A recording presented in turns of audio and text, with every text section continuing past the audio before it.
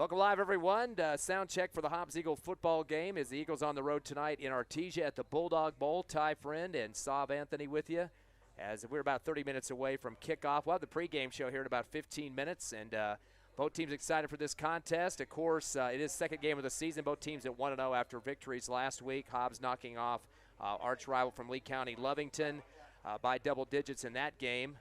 41-13 final, and Carlsbad losing to the Bulldogs 48-24, so Artesia won by 24, so kind of similar results in those two games. And of course, Saba, a big one for tonight's action in terms of these two teams. Going last year, Artesia, number 2 in the state in the 5A. Hobbs actually beat them by 4 points. Wow. So it looked like it's going to be a pretty good game, man, and that tension is still up in the air since last game and last year. So, man, I'm ready to see something some marvelous, you know. So this game will be, again, about 15 minutes away from pregame show. We'll have it for you on HobbsAmerica.com. That's the video version. Also, you can catch it on YouTube, Hobbs Sports page. And a lot of you probably checking in one of those two sources right now as we're doing the sound check on the internet. And on the radio, if you don't get a chance to watch on the computer, you can go to Cool 95.7, the radio station, or the Cool 95.7 app on your cell phone. So 4 different ways to check us out tonight, and all over the world, by the way, too, because that's internet connection that will get you places you never would have guessed. Hobbs Eagle football is being watched tonight. So Hobbs and Artesia here in about 10, 12, 13 minutes for the pregame show. Kickoff at 7. We'll be back with you here on the Hobbs No Mark station. Stay with us.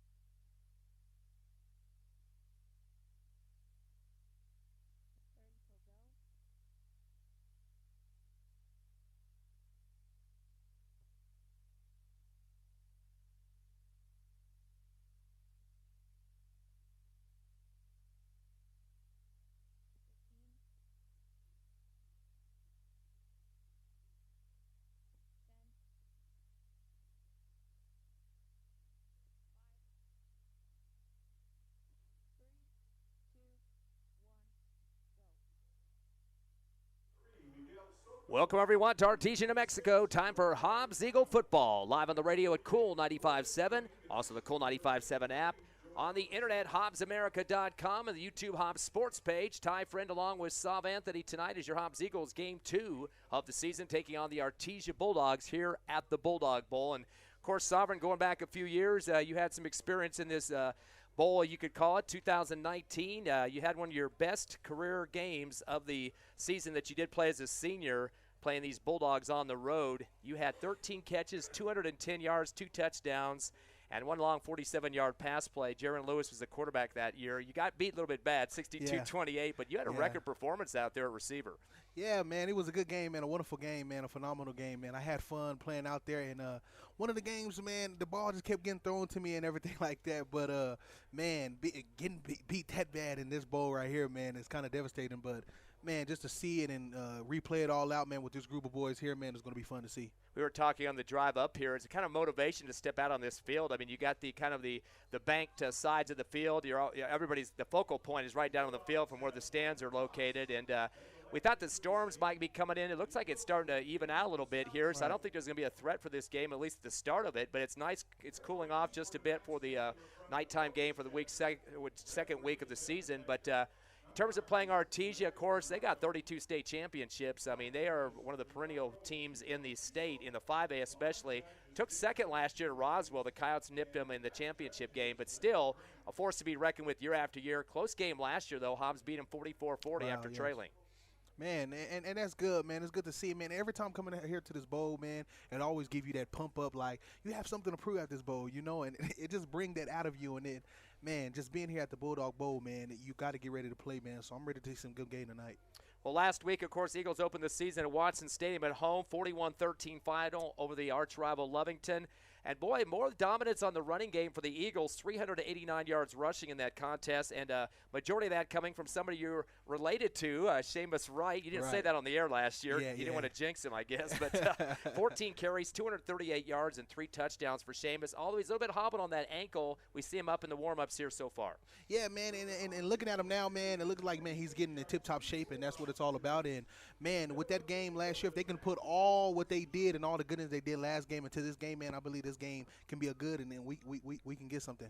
Now, we were talking about Coach Stevens and his team last year offensively, pretty balanced, both 2,000 plus in rushing and passing, both in that season. Of course, the playoff season for the Eagles. That game last week, though, 389 rush, 71 in the passing game. The passing game just wasn't there last week. Yeah, man. So I believe, man, in this game, man, the passing game gotta be there, man, because you know the other teams watch film on you, so they're gonna be expecting a run all the time. So if that passing game can be there, man, I believe it's something that they wouldn't be expecting.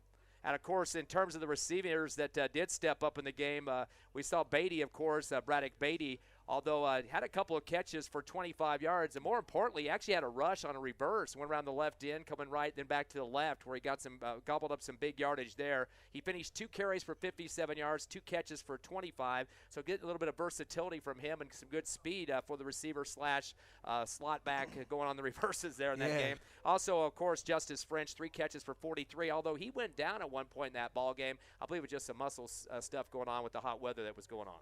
Yeah, man, and so since it's cooled down now, I'm ready to see some great performances out of those two, man, Beatty and French, and I believe they can do good, especially if coaches open up to throw the passing game and everything like that. I believe these guys got a great shot to show their performance. Of course, the Eagles had a 14-0 lead at halftime. Lovington came back in that second quarter and got 13 points. So at that point, Hobbs did manage to get 2 touchdowns of their own to kind of extend the lead a bit. But Lovington was knocking at the door, 28-13 at the end of 3. Hobbs outscored them 13-0 in the fourth quarter. Again, 41-13 the final. Defensively, quite a few guys stepping up in terms of tackles in that game. Linebacker Aiden Glum, who's a returner from last year, led the squad with 17 tackles. 15 for Gavin McPherson, also from the linebacking core. Good thing about those two guys being linebackers, we lost all of our starters from last year to graduation, so those two stepping up for a combined 32 tackles. Man, and that's good, man. When it's time to step up, man, it's time to step up. And so when you see individuals step up, you know, for the coming up year, man, it's always great to see. So I'm ready to see them step up even more when you see this game. Jeremiah Mackey, defensive tackle. We watched him quite a bit in some plays last week. 12 tackles for him, 3 of those for loss, which is a good number. And although Mike Meredith didn't have double-digit tackles, ankles. He had 8 in that game. He had 3 for loss, so that's a good percentage. It is, man. Meredith did great last game, man. It was good to see him the last game, but man, I'm ready to see some more. You know, when it's always the first game, you kind of get everything that you need to get out, man. But when it comes to the second game, it's time to come full force. Nervous about the amount of yards that Lovington got in that contest? 301, 168 pass, 133 in the run. Or do you expect that from an arch rival from the same county? Man, I'm expecting it not to happen. I'm gonna put it like that. But I mean, I believe that the defense go out there, man, and put some stop to some plays. I believe it won't go down like that. Question about the running back, of course, we already mentioned with Seamus Wright with the 200-plus yard rushing, 3 touchdowns. The ankle has been an issue. You were telling me coming up, he almost didn't play last week in that game. Right. Has had some rehab a little bit. I'm sure that has the ankle taped up pretty good. Again, we were talking about getting taped ankles. How does that affect an athlete out there? It's pretty tight how they do it nowadays, isn't it? Yeah, man, it's pretty tight, man, and sometimes it can affect you, man, while running, you know, especially as a skilled player. And even as a line player and everything like that, man, just moving, blocking, you know, even tackling, man, sometimes the tape can be too tight, so it can kind of put a limitation on your running a little bit. So I believe, man, if he got it taped up but not too tight, man, but a little loose where he could still move around and do his thing, I believe he'll be good. And we mentioned we did see him in the warm-up, so crossing our fingers for him. We'll talk about backups if that need arise. Junior Medrano, of course, had a decent game, too. Not as much in the passing department, but he did run the football. He was the second leading rusher for the Hobbs Eagles in that game. He finished up with 47 on the grounds. He's a versatile guy, double threat. He can roll out and pass, roll out and tuck it and go. So that's something that Artesia's got to be ready for. Yeah, man, they got to be ready for that because, man, having a quarterback, man, that can throw the ball but also run the ball, man, that's a threat. And I believe, man, if Junior come out here and play tonight, man, he could do some unexpected things. Now, speaking about their opponent, Artesia, doubling up on Carlsbad on the road last week, 48-24, and pretty much in the pocket of them at halftime. They were up 41-7, so a lot of JV and sub players got in the second half. So that you have to hear that before we talk about stats. Artesia only passed for 125 yards. I mean, that's probably the lowest of their centuries of playing football at this Bulldog Bowl, but they were actually on the road on that one. But the question is, you know, how much of those numbers were based on, you know, what we saw in the second half in that game with a lot of subs stepping up. We'll have to talk about that there here in a minute. We have the national anthem coming up with the Hobbs Eagle Band on the road getting to play tonight. We'll take a break and come back with more Hobbs Eagle football.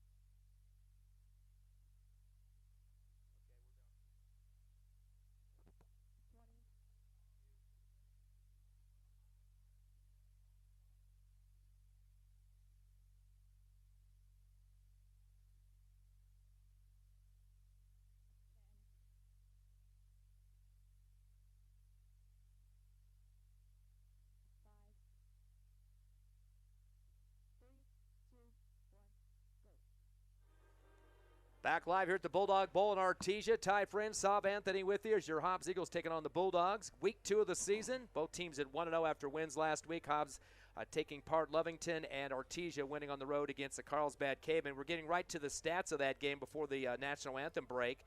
Artesia winning that by 24, doubling up Carlsbad. But we were talking about the low numbers in the passing game, 13 of 19 for 125. Derek Warren, the starter, 9 of 14 for 109 himself. Now, again, most of the second half subs, JV, et cetera, playing with a 41-7 lead at halftime, so pretty much in the bag for them. But the real standout was the running game for Artesia. Bryce Para, 9 carries, 195 yards. He had a 71-yarder for a touchdown and averaged 21.7 per run. Also caught a couple of passes for 36 yards. So Hobbs definitely going to be watching Para. And it seems like over the last few years, we've seen Artesia, although predominantly a passing program, likes to run against the Eagles. So they have to watch Para very carefully. Yes, man, and I just really hope, man, they watch film very well, over the weekend and everything like that to get ready because Artesia is coming out here to play, and so they have to have that same mindset or even better than Artesia is coming out here on this field tonight. Passing game, they did have some receivers step up. Trent Eglin, 4 catches for 59 yards. Bryce Parr, as we mentioned, coming out of the backfield, 2 for 36. And Jack Byers, who is another senior receiver, 2 for 16. Of course, their new quarterback that they do have, Warren, was a JV player last year. He threw 33 completions out of 54 attempts last year, 415 yards. And 2 touchdowns, 2 interceptions. So didn't get a predominant amount of the snaps, of course, with their starting quarterback being in the starting circle, Isaac Caceres. And, boy, that kid can throw the football. 2,854 yards, 38 touchdowns in the air last year. Also close to 900 yards rushing and 17 TDs himself going into the end zone. So we're talking he had parts of about 55 touchdowns, either throwing or running. You graduate him, and that makes Warren get a lot of pressure on him, although he did have some time last year. Man, I believe the Eagles will have to be ready tonight, man. It's going to be a great game to see tonight, man. A phenomenal game, and it's both battles on both sides of the field. So I believe, man, if both teams go at it, man, but Hobbs step up and play a little bit better, and we'll be good. In terms of the team from last year, Artesia had 3,278 yards passing, 2,158 in the rushing game. So we're talking close to 5,500 yards of offense. They did graduate their best running back, though, Frankie Galindo, 1,065 yards on the ground and 17 touchdowns. So they had some good receiving core, a great quarterback, but also a good guy in the backfield, too. But they graduated those people, so there's going to be some step-ups that are going to have to be made for this team. Again, they won by 24 over Carlsbad last week, but they gave up 297 yards in offense for the Cavemen, 183 in the run game. So that might be a good sign for our running back. We mentioned Seamus Wright might get a couple opportunities to break him out for some TD scores. Yes, man, it's going to be a great opportunity, man. And I'm ready to see, man. I'm ready to see the run play, but I'm also, man, what I'm most excited about, Ty, here, man, is to see a couple of, the passing game and everything. I know we talked about a little bit about, loving the passing game. So if the passing game can be right and also the run game just both line up and both is assignment, it's going to be great. Last year, of course, Eagles winning at home, come from behind victory in that one. They were down 19-14 at the half, but outscored Artesia 30-21 in the second half for the 4-point win. That game was up and down all over the place. 84 points on the scoreboard, 44-40. Hobbs winning by 4 in that one. In terms of the plays, Hobbs had 76 total, Artesia 72, close there. Artesia 27 first downs, Hobbs at 24. And so you can see kind of how close the thing was in terms of the game itself. In terms of the offense, you can't get much closer than this. Artesia 474 yards, Hobbs 473. 1 yard differential, although Hobbs was 1 yard shy of the yardage. They still won by 4 points, which I guess is the most important part. Braddock Beatty, 8 catches, 118 yards in the win, had 2 touchdowns. Justice French, 6 for 63 yards. He had a TD, so they got 3 out of the 4 touchdowns in the air from Beatty and French combined. Rushing game, Seamus Wright, of course, sophomore last year, 6 carries, 117 yards, so triple digits. So a lot of good offensive step-ups for the Hobbs Eagles in that 4-point win. Yes, man, and it's great, man. And I believe, man, if everybody come together with great communication, man, the score shouldn't be that close, And we see that by that score that the defense was kind of off a little bit. So I believe if defense come out here and play tonight, man, it'll be a tough game. And with all those graduations from Artesia, the guys that are returning, Bryce Parra, we mentioned with the big running game last week against Carlsbad, he had 4 catches for 37 yards. In last year's performance. He's a senior this year, though. Jack Byers, another senior receiver for this year, 3 catches for 38. So those 2 guys combined for 65 on 7 catches. So they return on the team. The rushing game, we mentioned Galindo, graduate. He had 133 yards. Casares, the quarterback, graduate, 108 yards. So 241 yards of their rushing game is gone from the team. So that's a little bit of a good start for the Hobbs Eagles. But, again, they're going to have to worry about Parra tonight because he is back, not just as a receiver, but in the backfield as a running back. But pretty exciting game last year. Again, 44-40 the final. And that's an Artesia team that went on to the second-place trophy, if you call it that. 9-4 record, lost to Roswell in the championship game, beat Lovington and Mayfield in the playoffs. And, again, only losing by 19 in the championship game. But good year for them. Coach Maupin, who's with the team last couple seasons, he used to play for Artesia, so he's got a little bit of motivation against Hobbs. Yes, man. I know that tension is there, man. But I believe if we come out here and we break down as a defense, as a defensive squad, and just, just tackle, break down when we're tackling and everything like that, I think we should have a great defensive game tonight. And our offense, man, just play a little bit harder, have a great communication, go forward, and, man, it's going to be a great game to see tonight. Hobbs Eagles, Artesia Bulldogs, again, coming up here in just a couple of minutes. Artesia just came out in the field. The Eagles wearing their white uniforms, black numbers, black helmets. And on the Artesia side, home field, we got the black uniforms and the orange numbers on top of that, orange helmets as well. It's the Eagles and the Bulldogs. Come back with us in 60 seconds. Get ready for kickoff on HobbsAmerica.com, YouTube, and Cool 95.7.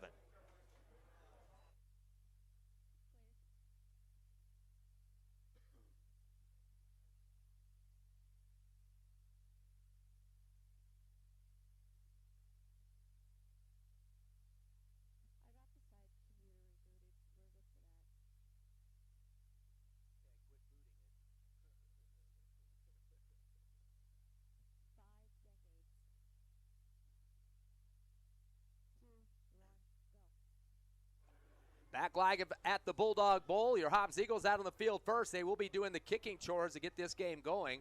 Braddock Beatty, and boy, we know him as a wide receiver. He's run the football a little bit last week. Also has to kick PATs, the kickoffs. Boy, a lot of jobs on his shoulder as a senior this year. Yeah, man, having a lot of jobs, man, it shows how skillful you are as a player, as an individual. So, man, him being also a kicker, man, and also being out there receiving and everything like that, man, it's also great to see, man, when a player can be able to play all around. Key returners for Artesia, Corbin Dominguez, the kicker, Tootie McNeil, the DB, and Chris Aguilar, defensive line, just some of the players that are going to try to help this team get a home win. But the Eagles like to go to 2-0 as they get ready to kick off right now here at the Bulldog Bowl. Here comes Beatty from the 40-yard line, little high one, but it's going to drop short and caught at the 28, up the middle, left hash now, and spinning around and trying to backpedal for a few more yards, about a 4-yard return on that bring back for the Bulldogs. That was Christian Pondo, slot back for Artesia. Some good field position, Sovereign, to get this one going about the 36-yard line. Yes, man, the defense is going to have to make a stop right here. Defense going to have to come up, play hard, get their head in the game. It's the second game. It's time to go. They got it out from the first game, so it's game time. Derek Warren, we mentioned, was a junior last year. Was behind Casares, who threw over 2,800 yards in the air. That kid definitely had the arm, but Warren passed for over 415 himself, as he'll be in the starting role in this game. Parra, the running back, with an excellent contest against Carlsbad last week. Twins left, two receivers right, single setback behind the quarterback. Now we're going to go trips to the right side to bring a man in motion. And we got a stall right here. Did a flag flop on this one? Maybe some movement there in the form of their offense. Whitecap talking to the umpire right now. And they're looking back deep in the Hobbs Eagle back secondary. I'm not sure what the heck is. Everybody's looking on the field for some reason. I'm not sure if there's someone thrown out in the field or what the deal is here. Oh, they're waving off a flag. I didn't even see the flag on the turf that time, but Whitecap just waved it off, so no penalty on the play, whatever that might have been, as we get ready for the first offensive play for Artesia. Hobbs has four in the front box for the defense. Twins left, two receivers right, man sliding in motion out from left to right. The option out to the right side to Parra on the 35-40, near side 45, spins 50, and Hobbs territory up the sideline 45-40, and straddled down at the 35-yard line. Man. The defense is going to have to make stops right there, man. They can't let open plays right there, man. It's going to have to be stopped. And you said, man, Parra was going to have to be something they're going to have to watch out for. So the defense is going to have to break down and really get to it and put their head in the game. 34 yards for Parra, already a first down for Artesia. And, boy, barely from behind with the big wrap-up around the about the shoulder height there was Isaiah Rios, the defensive lineman for the Eagles, saving a tiptoe up the sidelines. Trips right, Twins left. Fakes the pass, now throws a screen to last second near side, caught the 35, 30, 25 in front of the Artesia bench, and then upended. That's going to be close to a first down, possibly 11 on that one, as they do complete it out on a little screen to the right side. That was to Trent Egeland. So 11 for him, his first catch of the game, 1 for 1 in the passing game. Second first down for the Bulldogs, moving quickly into the Hobbs Eagle territory, Sav at the 24. Yes, man, they're going to have to break down, man, because Artesia is kind of expecting them to kind of catch up on their run game, but it looks like they're throwing a little bit. Twins are making trips left, receiver right, shotgun. Going to throw a quick screen to the left side and off the hands of the receiver. He was near the line of scrimmage, and luckily for Artesia, incomplete because it was kind of thrown a little bit forward and just enough to be called a pass, incomplete pass instead of a backward screen. But it was to the line of scrimmage, barely forward. Tried to get it to Christian Pondo, but I think he might have heard some footsteps on that defensive line. He knew if he caught that ball, he was going to be headhunted pretty quickly on that line of scrimmage. So they're 1 of 2 in the passing game now. Back with the hurry-up offense. 2nd down and 10 from the Eagle 24. Trips left, receiver right, shotgun. Back to pass. Warren throws a quick curl route to the 15 in front of the Artesia bench. And that's going to be, it looks like another 7 yards. Eglin makes the catch and then shoved out of bounds by 3 Hobbs Eagle defenders. Yes, man, a little backpedaling will help for the corners. You know, turning your back a little bit, man, you can kind of miss plays, and I see Artesia is trying to, you know, throw them off with the passing game instead of the run game right now. 2 catches for Eglin for 19 now, 2 for 3 in the passing department for Artesia. 3rd and about 1.5 yards for the Bulldogs. They have it at the Eagle 15-yard line. Twins the near side, 2 to the left as well. 4 in the front for the Hobbs Eagle defense. Delay around the left end, and Parra gets read quickly in the backfield, gets slammed down twice, bouncing off the turf. What a quick read for the Hobbs Eagle D to get in there. That was Joseph Reza, the linebacker, and he picked him up once, threw him to the turf, bounced back up, and took him down again. Hey, man, that's how you're supposed to go out there and tackle right there, and you hold and you wrap up, and, man, that's an excellent way to tackle. -2 for Parra on that one, brings up a 4th down and about 3.5. They have to get it to, looks like the 14-yard line, and they're going to go for it. Shotgun. Warren will take it, throws the quick out route to the 11 and pushed out of bounds in the back. They're going to say he was out of bounds, though. Incomplete. Got a good, sure hands on the football, Trent Eglin, and what a nice shove there to make sure he was out of bounds for the Hobbs Eagle D. That was Robert Garcia saving a reception that probably would have been a 1st down otherwise. Man, great way to stop the offense right there, man. Great way to stop the offense. Now it's time for the offense to come out here and play and show the team what they got. Turnover on downs for the game as they were knocking at the door. Eagles will have the O coming out with the quarterback, of course, of the great game last week, Medrano, especially in the rushing department.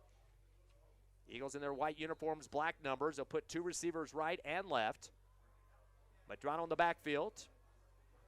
As back with Seamus Wright, slapping his hands, a 1-step drop. He wants to throw, airs it down the middle of the seam route, overthrows his receiver. He got bumped between 2 defenders at the 40 of the Eagles and tried to stretch out, but way past his outreach was Josh Ortiz for the incomplete.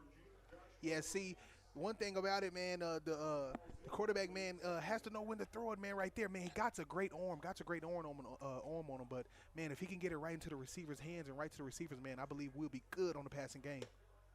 Be double receivers both sides once again. Man in motion is the one they just threw to Ortiz to the right side. Go the handoff around the right end to right to 15, 20. There's a flag in the backfield, probably a block to the 16, make it the 26. So we're going to have to wait and see whether this is going to come back or not. That was DeMarcus Hill, by the way, 23. He is the starting running back, so not Seamus Wright. We were kind of wondering if Seamus would start in this game or not with the ankle problem. The flag was thrown near the line of scrimmage or maybe a yard behind, so probably a legal block or a hold for the Eagles. So I haven't seen the signal yet. So again, DeMarcus Hill getting a starting job here. And great run by DeMarcus Hill, man, especially not seeing him come in the game in the first start of the game, last game. But to see him run that ball a little bit, man, it was kind of good to see. That's going to be just half the distance due to the inside the 20-yard line. They got a 10-yard penalty, so they do it half the distance. That'll bracket up to the 7 for the Eagles. That'll be a 2nd down and 10. Waiting for shotgun at the 2-yard line. Beatty goes in motion to make a Twins right and left. The quick fire to the far right side of the field. It's caught in the backfield and dropped quickly. Justice French got good hands on it, but he was swarmed by about 3 or 4 black and oranges that time. I'm not sure if he even got to the line of scrimmage. Good hands to keep that ball in his possession, but he's going to lose a yard as he got swamped. Yeah, man, great catch by French, man. We got to learn how to keep that ball and get it up the field because we are here, man, by the backfield, and so if we can get it up the field, man, that'll be great. Got to get it to the 28-yard line, currently at the 7, so 21 yards now they need to make up. By himself in the backfield. Medrano gets the snap, trips left, 2 receivers right, pump fake. He's going to throw it down the middle, seam route over the shoulder, jumping high in the air and barely missing through his fingers. They're going to call a push on the safety, though. At the 45-yard line, Beatty was going up as high as he could. Look like he was high jumping that time. Official waited a second to throw the flag. They're going to call the push on the safety defender, Colt McKizo, that time, and that will be a PI, 15-yard penalty.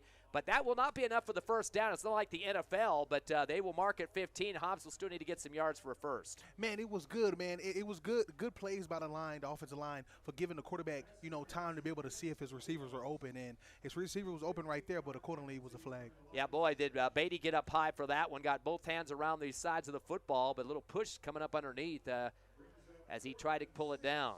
It'll be 3rd and 6. Repeat the down off to the PI penalty here. Eagles go with the Twins left and right. Shotgun for Medrano, and standing to his left shoulder is DeMarcus Hill. Moves back to the right side of the quarterback now. Low snap, back to throw. Pump fake, though. Tuck it, go up the middle. Medrano, 20, 25.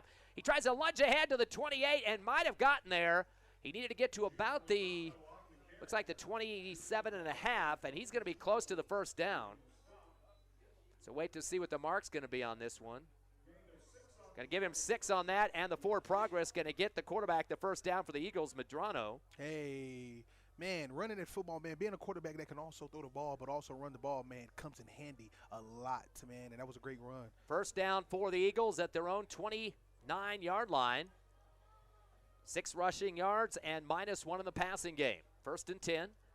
Trips left after a motion, fake handoff, Medrano up the middle, 30, 35, 40, 45, 50. He's going to go into Artesia territory at the 45-yard line. It's going to be 21 yards for the quarterback, depending on where they mark it here.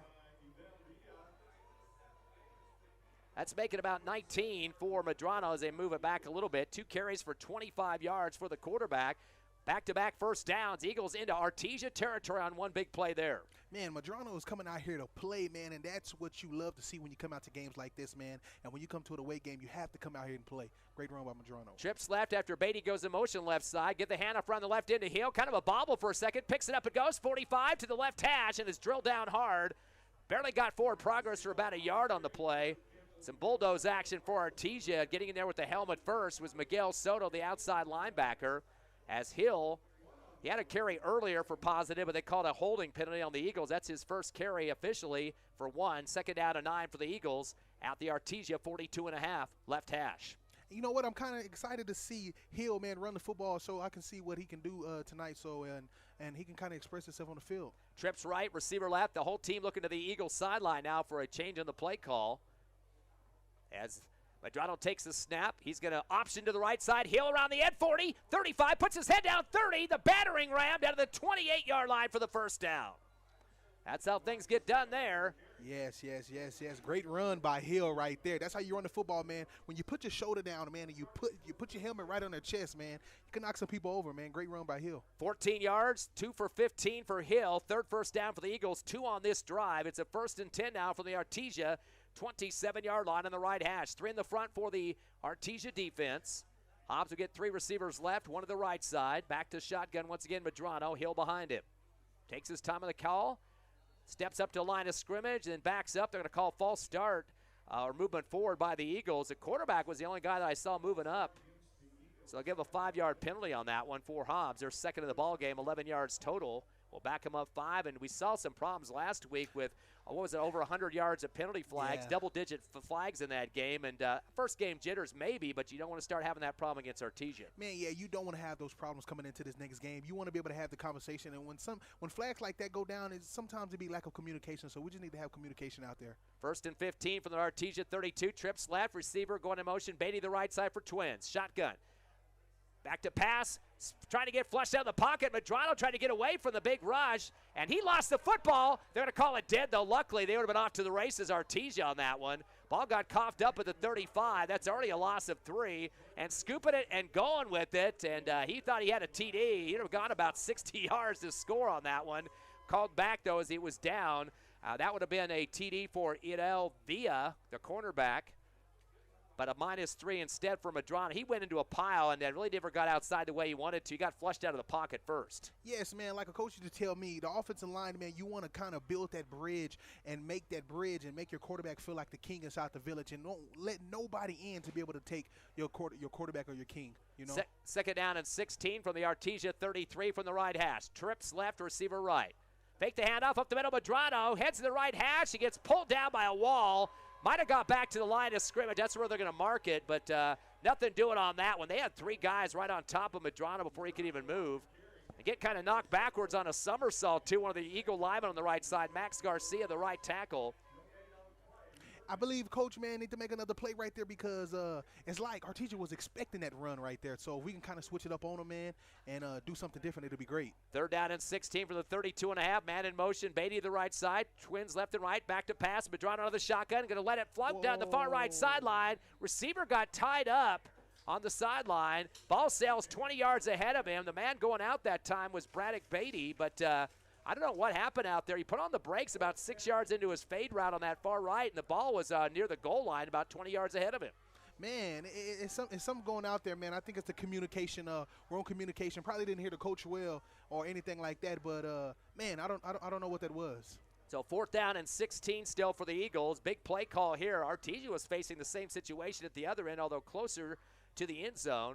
Hobbs going to take a chance here and look at the sideline, get the call from Coach Stevens. Pair of receivers left and right. 4th and 16. They got to get to the 17-yard line. Back to pass onto the shotgun. Air it down the middle. Seam right over the shoulder. Wide open to the goal line. Touchdown. Beautiful floater that time. That's going to be a 34-yard reception. Getting past the secondary, Josh Ortiz. He was just a center fielder waiting for the fly ball. Wow, what a play right there. What a play. Way to cut into the field and get right there in the end zone, man. It was a great pass, Medrano, man. Great pass. Now he only has to get 12 more catches to equal your 13 back in 2019. Yeah. Hey, well, I'm hoping nobody able to get that, but man, by this game tonight, man, I believe, man, anything is possible. And a couple catches like that and a couple throws, it can be possible. In case you weren't with us in the pregame show, we mentioned Sovereign playing with the Hobbs Eagles in 2019. He had 13 catches for 210 right here at the Bulldog Bowl with 2 touchdowns, and definitely had his game mojo going on against these Bulldogs. Waiting for the PAT. A little bit of a delay out there for some reason. Not sure what the issue might be. It looks like they want to kick it. Beatty's out there. And they're looking behind the end zone. I don't know if it's a clock issue. Whitecap staring at the scoreboard behind the field goal post here. 6-0. The score's right. 2:24 left first quarter. 33-yard pass that we mentioned as Hobbs Eagles have a Medrano to Ortiz hookup. Still don't see any change on the clock, which I don't know why they need to worry about that right now. They could go ahead and run the PAT and worry about that in a second to get these teams to the sideline, but we're still waiting to see what the call is here. I hope it ain't a 2-point conversion. Okay. Now they set it to 3:17, so that is a reset. So Hobbs going to go for the 1 here. Beatty getting ready to kick from the 10. We'll get the set down by the guy who just caught the reception. Ortiz. Kick is up, and it is good. It is good. 3:17 left first quarter. The Eagles hit the scoreboard first. 33-yard pass from Medrano to Ortiz. 7-0 Hobbs on the road tonight. We'll be back in 60 seconds on the Hobbs Eagle Network.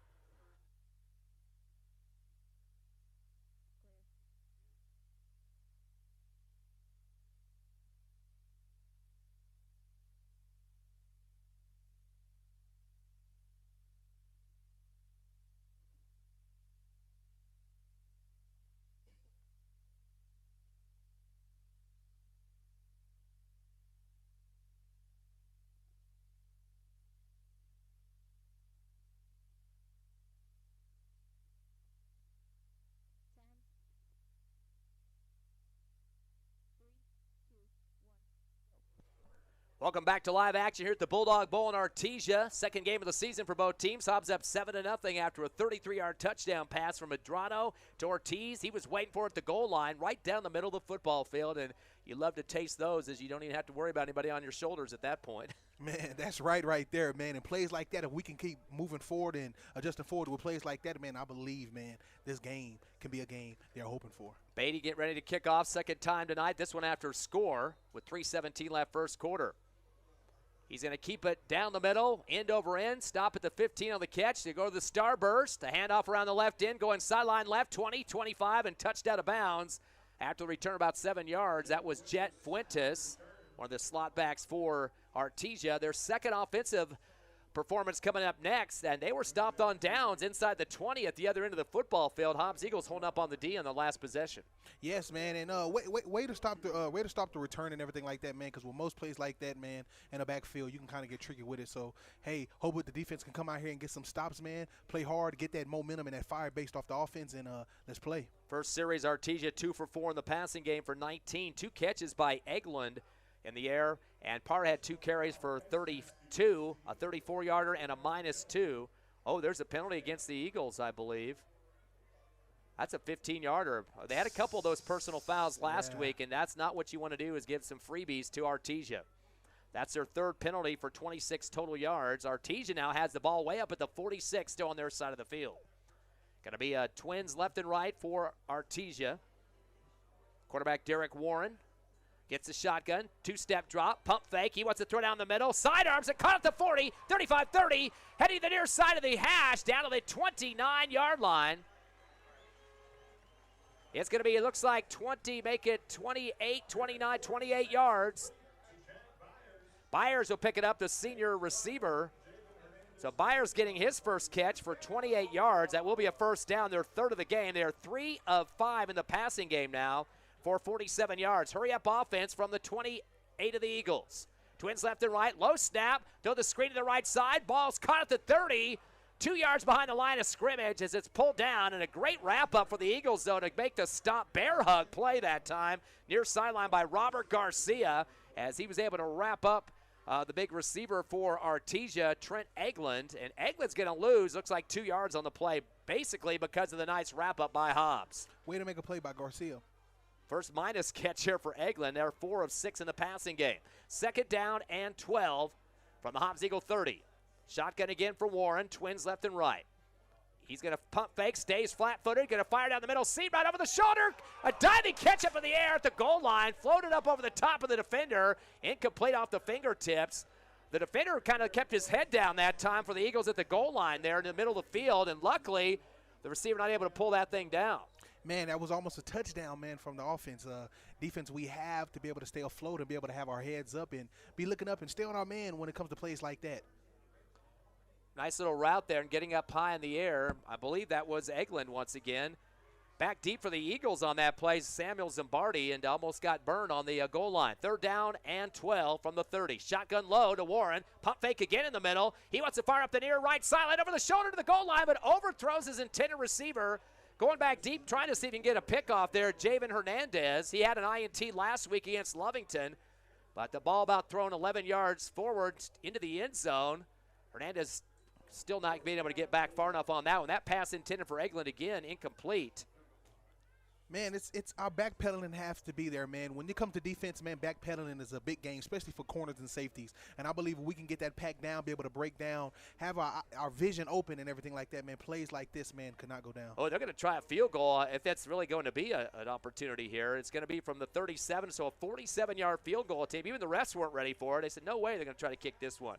They're going to try it anyway. Nice distance on the kick, and over the middle of the bar there for a field goal. 47 yards on the kick. Boy, we don't see that very often in high school football anymore. Putting it through, Holt Crawford for the kick, and that will be 3 points on the board for Artesia. 47-yard field goal. 1:48 remaining in the first. Hobbs 7, Artesia 3. Back in 30 seconds.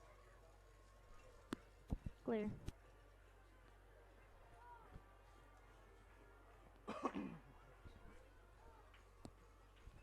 Actually, that wasn't the right.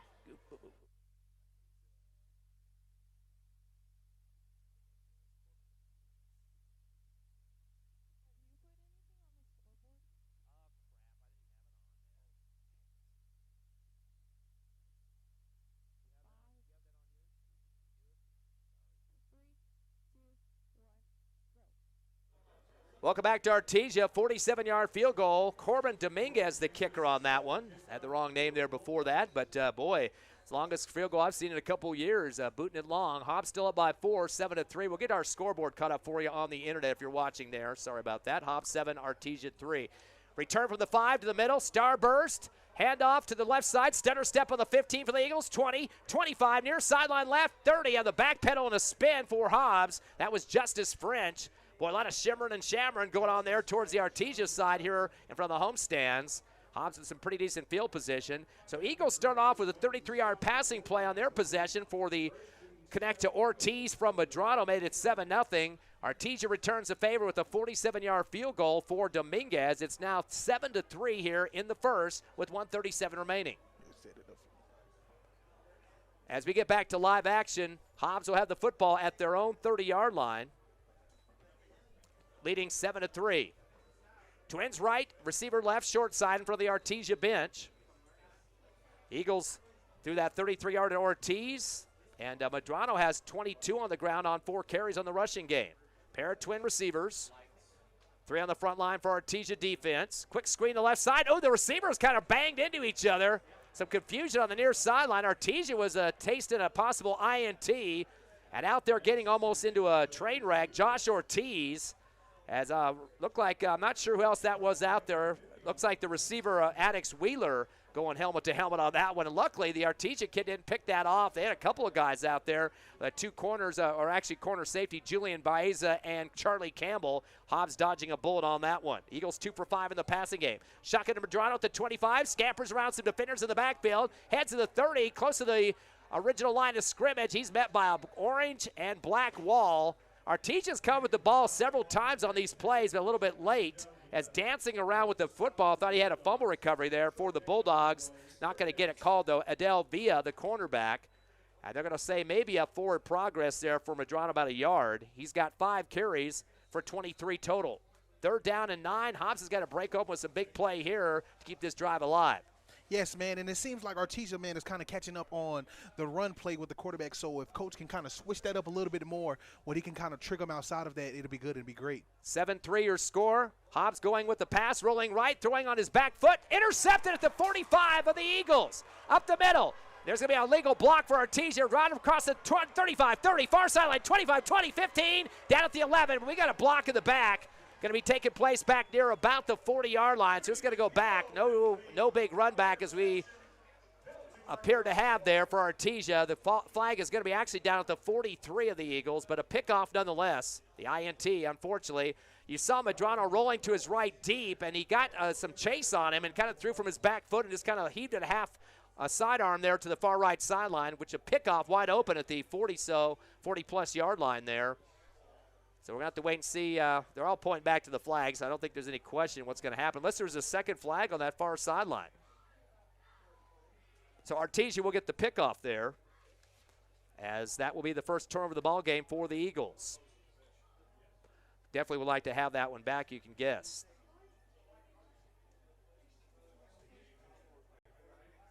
Artesia, referee's still having a long discussion here, because they're trying to sort out where this football is going to be.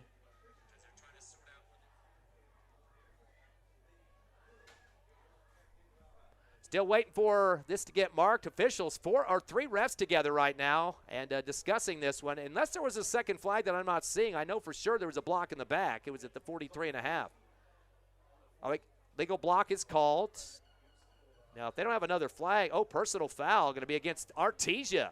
Now, if that personal foul was after the play, that would be a double whack-off here for Artesia. 15 plus the 10, that would be a 25-yard penalty situation, because they were, the dead ball was after the play, so that's going to be 25-yard mark-off against Artesia. Talk about a couple of flags there. Man, we don't want to have any more flags, man, according to this game, man. Having so many flags on the field, man, can kind of, lose games a little bit, and kind of delay sometimes. So, flags, man, we got to be able to prevent that. Of course, with Artesia, they were in Hobbs territory about the 43. It got called back with the 15-8, even more yardage back, now at the 31 of their own. Twins left and right. They're going to do the pitch around the right end to the 30, near side, 35. Losing a tackle and continue to pump his feet. That's going to be, looks like a 4-yard pickup, and gets knocked back even further. Might have been a fumble. Hobbs has recovered, but there was a flag during the play as the run came to the Artesia sideline. It took a long time. We thought he was down after about a 2-3 yard pickup, and then a flag was thrown from behind the running back near the Artesia sideline. So I'm not quite sure what's going to happen with this. That's going to be a 3-yard pickup for Parra, but at the same time, who's the flag against? Might have been maybe a face mask. And if it was a face mask before the fumble recovery, that could be stopping the turnover to Hobbs. The official on the near sideline, the line judge, did point for Hobbs football on the fumble, but the face mask would negate that turnover. It's called the old dirty hands principle in the football rule book. Man, yes, that's why flags, man, and, penalties can kind of stop you and limit you on a game, man, because, man, from my side, man, it was a great fumble, man, but unfortunately it was a face mask. Oh, horse collar. Oh, I didn't see that. That must have been right in the scruff pile there. 15-yarder against the Eagles, and there goes your lecture again about too many handkerchiefs. Yes, man. And sometimes you can get hurt playing like that, man. So if they can kind of prevent that from themselves and just play great football, man, play clean, play right, man, I believe, man, we can be able to make some plays happen exactly like that. They were on a 1st and 10, so that 15 makes it enough for the first down. That's going to be the 4th first down for Artesia. So getting kind of sloppy for both teams here at the late first. Hobbs up 7-3. I believe we got our scoreboard back up for you. Hopefully you're watching us on the internet, hobbsamerica.com or YouTube. Twins left and right at the Eagle 47. Make it the 48. Low snap on the shotgun. Pick it up is Warren. Fires it off to the left flat. Caught at the 40, diving forward. That'll be 8, maybe 9 on the catch that time for the wide receiver. See how much they're going to give him on that one. Receiver for Artesia. Whitehead's the man that comes up with it. I'm going to say his leg went down a little quicker than expected, so they're going to give him 7. 5th reception for Artesia on 9 attempts. 53 yards in the air so far. 2nd down and 3 for Artesia at the Hobbs Eagle now 42. 7-3 Eagles, 7 seconds left, first quarter and ticking. Trips right, 2 receivers left. Back to pass by himself. The out route to the 34, caught at the right hash, cutting it back up the middle, down to the 29. After picking up the first down, about 13 yards on that one. So 13-yard pickup for the receiver that time. That'll be the 6th reception, another first down, the 5th of the first quarter. We're going to take a break into the first. Hobbs up 7-3. Come back with us for more Hobbs Eagle football on hobbsamerica.com and YouTube on the internet, Cool 95.7 on the radio.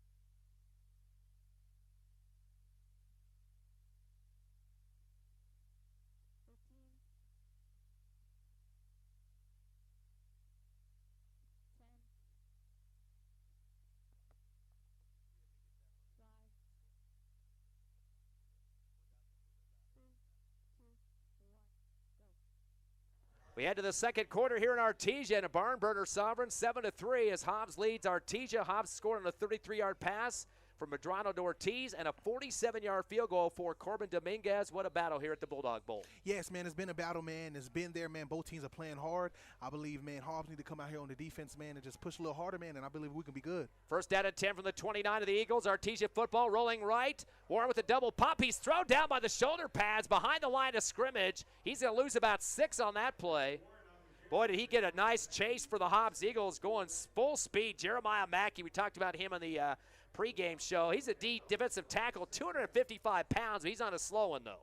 Man, but you know what, man, the way he made that play right there, man, he ran with a great speed on him. So, man, if he can make plays like that, man, throughout this whole game, man, he can get a lot of stops. That's a -8, so more than I thought from that far right sideline for the Hobbs Eagle faithful. And they've got the whole section filled up on the visiting side. The Hobbs Eagle band here as well, performed before the game. It'll be Artesia, 2nd down and 18 from the Hobbs Eagle 37-yard line. Twins left and right for the Bulldogs. Warren in shotgun has a single setback behind him. Low snap, 2-step drop, back of the 45. He's going to toss it down the middle, seam right over the shoulder, catching the goal line and touchdown. The way the Eagles scored earlier, that's going to be a 38-yarder, falling backwards that time for the score. Or do they say he dropped it when he hit the turf? Do they call that a TD or not? Oh, I believe he dropped it. Oh, no, when he came down to the turf, he did not have control. That would have been a 38-yard touchdown, similar pass that we saw to Ortiz for the Eagles in the first quarter. Man, and for the defense, you never want to allow open passes like that or give the quarterback room to be able to have time to think to be able to make long passes like that. So you always want to be able to make a stop right there. They're 6 of 11 from the passing game so far for the Bulldogs. That's going to bring up a 3rd down and 18 from the Eagle 37. Trips left, 2 receivers right, by himself in the backfield's Warren. Good snap, 2-step drop, stays pocket, doesn't move much. Slant route, caught at the 21, and a back pedal for a few more yards. That will be a 1st down. Going to be about 20 on the play. That's Byers with a big one. His 2nd catch for 48 total. They are now 7 of 12 in the passing game. 6 first down for the Bulldogs, and we're starting to see them kind of slice the field, different spots with the pass. Yes, man. So it's like they're coming out here to, go through the passing game a lot, man. I know Hobbs was kind of expecting a running game from them, but we need to start expecting a passing game from them now. We saw Parr with big numbers last week in the running game. He's only got 3 in this game from the backfield for 29 yards. Twins left and right. Shotgun for Warren. Man sliding in the motion from right to left. Going to go with the option left side. Parra gets it to 20. Cuts left to the 15 to the sideline. Puts his head down, carrying a couple more defenders with him. And he'll get about 6 or 7 on that one. And Parra got strapped up by a couple of Hobbs Eagle defenders on the near sideline. Leo Jaquez for one, and cornerback Robert Garcia for the other. They're going to give him 7 on that play on the little option to the left side. So for Parra, just his 4th carry for 42 yards. Knocking to the door, though, now at the Hobbs Eagle 11. They need to get to the 7-yard line for the 1st down. On the left hash, Twins left receivers to the right, back to pass. Going to throw the out route, coming back for it, diving back to the sideline. A catch is made at the 1 and going out of bounds. That will be a 1st down. 6 for Byers on the catch, and sure hands, more like a curl than an out that time. So he's going to get 6. 7th first down, the 8th reception for the Bulldogs. They're going to be at the Eagle 1-yard line. Shotgun, handoff up the middle. Parra puts his head down, trying to slam it through the goal line. I think the Eagles get the pile up first before he was able to dive with the ball. He's going to be dead about a half a yard or even closer than that at the goal line. Gavin McPherson coming out of that linebacking core, getting low for the Eagles to stop it. No gain on the play, or maybe inches if you want to say that. Another opportunity for Parham possibly here. 2nd down and goal from the half-yard line. Giving it back to him again. Angling right, gets bounced back to the 2. I'm not sure where the forward progress is going to be marked, but boy, the Eagles coming in with gangbusters that time. First hands on the player was Samuel Zimbardi, the linebacker. And you know that big man was in there too. That was Big Mike Meredith, 330 pounds at 6'2". Man, way to make a play, man, by the defensive line, man. And that's how you want to be able to stop plays, especially when you're close to the goal line on the 1. So if we can get some more stop like this, man, it'll be great for the offense to come out here and make some plays. Lots of about a couple of inches there. Still about the 1-yard line. 9:14 left in the 2nd. 7-3 Eagles. Going to be a 3rd and goal inside the 1. Shotgun high, coming around the left end, angling to the goal line and diving forward for the score. A 1-yard run. That was a direct snap. I don't think that was the quarterback that time. Now I believe that was Eglin. He got the direct snap and headed left quickly from the backfield and makes the score for Artesia to take their first lead of the ball game. They were loading up into the swinging gate formation. Now they're back into the traditional. Now they're going to kick from the 10. Of course, they had Dominguez boot that 47-yarder earlier, so he knows what he's doing. Boy, he's got a strong leg. He nails that one hard. And the kick good for Artesia. So a 1-yard run for a touchdown. It's now 10-7 Artesia leading here at the Bulldog Bowl. Hobbs Eagles on the road. We'll be back in 30 seconds on the Hobbs Eagle Network.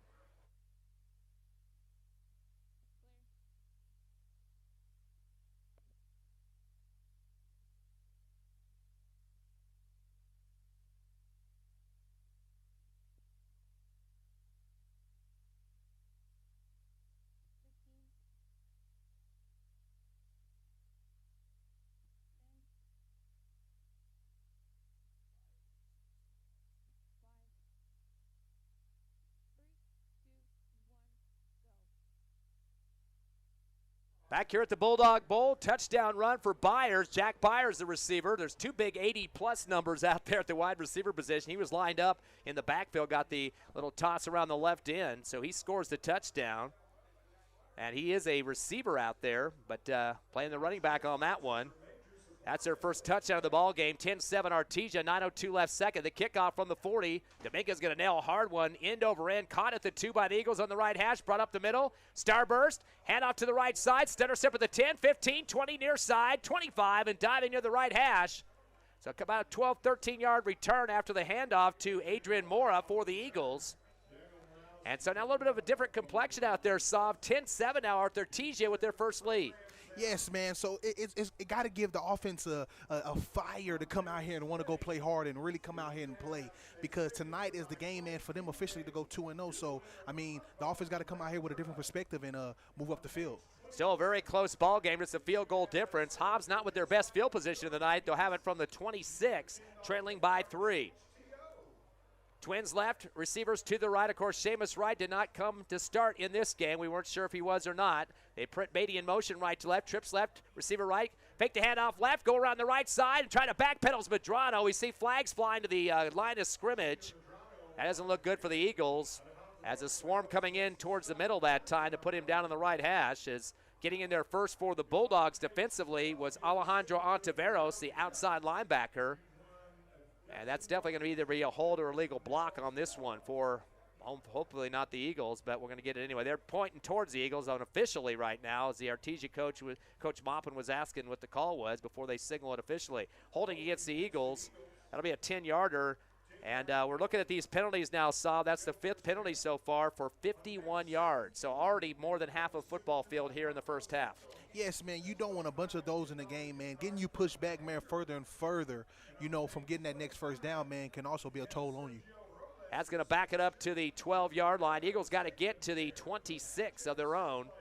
They lead or trail by 3, 10-7, 8:49 left here in the first. Make it the second. They haven't changed the scoreboard up there. This says first quarter. Handoff right in. Here comes Hill. 20, 25, 30 up the middle. 35, 40. No one to beat. 50, 40, 35, 30, 25, 20, 15, 10, 5. Touchdown. Somebody tried to get an ankle sweep there, but not going to get it.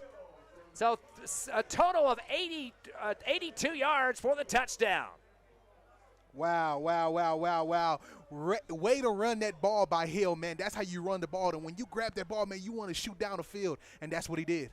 Yeah, but he is in the backup position tonight behind Seamus Wright, who had an ankle injury and kind of milked it for a couple of weeks. Did not start in this game, has not played, but big-time run for Hill as he's putting the score back up in the favor of the Eagles, pitting this PAT again from Braddock Beatty. So DeMarcus Hill. Great game so far. That's his second double-digit run of the contest. He had a 14-yarder in the first quarter.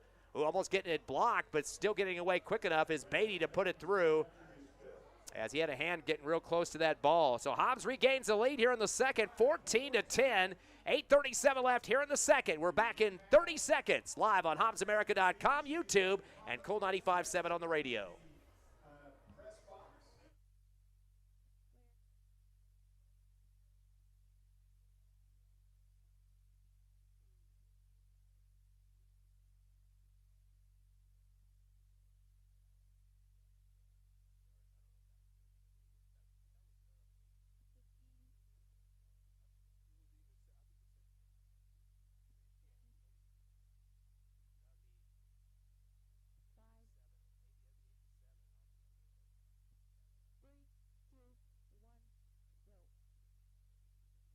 Your Hobbs Eagles leading 14-10 after their second score. They had a pass for 33 from Medrano to Ortiz in the first, an 80-plus yard run for Hill here in the second, 14-10. And boy, this game is seesaw now.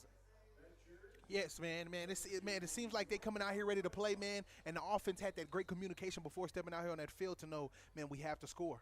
Beatty going to send it deep this time. He had 2 shorter kicks, caught at the 6 up the middle.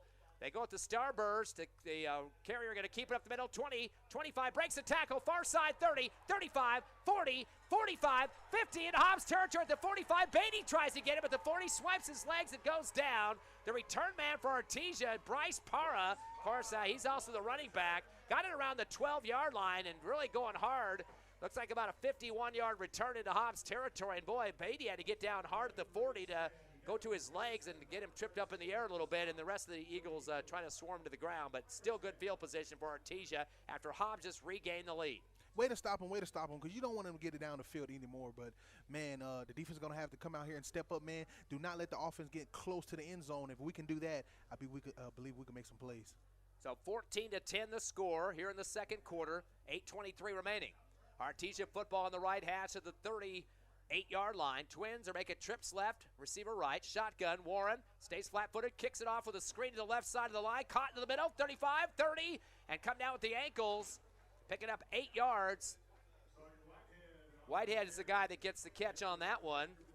Had a lunges for an extra couple of yards on that one. Looks like they'll give him 9. 2 catches for 16 yards for Whitehead. Got a little bit of a seam in the middle that time in that slant, as they are actually the screen to the left side of the line, and then cut up the middle. 2nd down and 1 now from the Eagle 29. Hobbs getting a little bit late getting in their positions on defense. 4-man front now for the Eagles. Trips left, receiver right for Artesia. Warren will take a low snap. Pump fake, hand off with a draw up the middle, 30, 25, 20, outside of the 15, 10, getting spun around and down at the 9-yard line. That's Parra once again. He went from the 29 down to, let's see where they're going to mark it. Looks like they'll say the 9-yard line. That's going to be a 20-yard carry for Parra. His second best of the first half. He had a 34-yarder in the first quarter. 7th first down for Artesia. Man, it looks like Parra is making plays out there, man. The defense got to be able to make a stop and be able to have their eyes open and break down and get to the play fast. They'll move it down to the Eagles' 9-yard line, 1st and goal. Twins left and right, pump fake again. Warren's going to fire it, middle of the end zone, back line, gets volleyballed up in the air. Boy, did he take a lick in the backfield as he unleashed that ball. Boy, did he take a hard shot. That's coming at him, beeline for the Eagles in the backfield was Max Garcia. Put his head down and just slammed through hard. Man, as a coach told me, as a defensive line, you never want to be able to give the quarterback that much, breathing room to be able to throw the ball that far.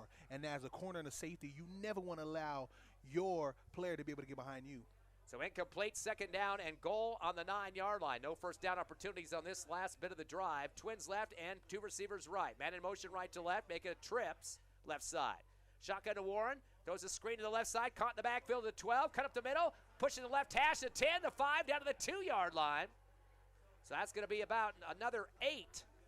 As popping out to the left for that little screen pass was Jet Fuentes. Fuentes has his 2nd catch, 2 for 21 for him. They're now 10 of 17 in the passing game for Artesia. And now the ball at the 1-yard line, knocking at the door here with a lead for the Eagles, though, 14-10. Artesia, of course, handed off to one of their big receivers to score on their last drive. They'll send receiver right and left. 3 in the backfield, including the quarterback. 2 on his left shoulder, gets a high snap, comes around the left end, diving towards the end zone. Did the ball cross? Officials coming back to the football, sprinting from the sideline left. I'm going to think he's got dragging a knee here. They're going to say the ball did not cross it. He kind of turned his body with his butt towards the goal line and reached, but the ball came not across the goal line. It came back towards. It was Byers again, the guy that got that handoff earlier, little option look for the touchdown, but that one is going to be short of the goal line. No gain on the play. And the defense got to always be expecting a play like that, man, and that same exact play coming towards their way, and always be able to know how to make a stop to that play. That was a direct snap, just like he had on the previous scoring drive. Twins left, nobody on the right side, 3 in the backfield, straight across. Not sure who's going to get it. Shotgun to Byers, right side, dives toward the goal line. He's close. Refs are running in to make a call. Touchdown from the right official, the head linesman. That'll be a 1-yard score. So Byers back-to-back. He scores a touchdown. He's got 2 of short yardage, 1 apiece, or actually less than a yard, and regains the lead. And boy, we've got some good action going on here at the Bulldog Bowl as we wait the Dominguez PAT to try to get it back up to 3 lead for the Bulldogs. They're going to kick it. High snap. Kick is up for Dominguez. And it's off to the left. No good. Boy, that could be a big difference. A 2-point game after the missed PAT. A kid that kicked a 47-yarder back earlier in this half. They still lead, though, 16-14 over the Eagles. 5:37 left, 2nd quarter. We're back in 60 seconds on the Hobbs Eagle Network.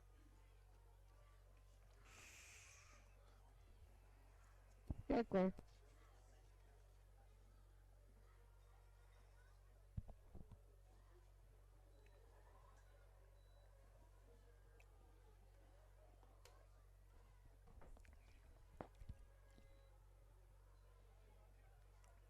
Wish they changed that quarter on there. Yeah.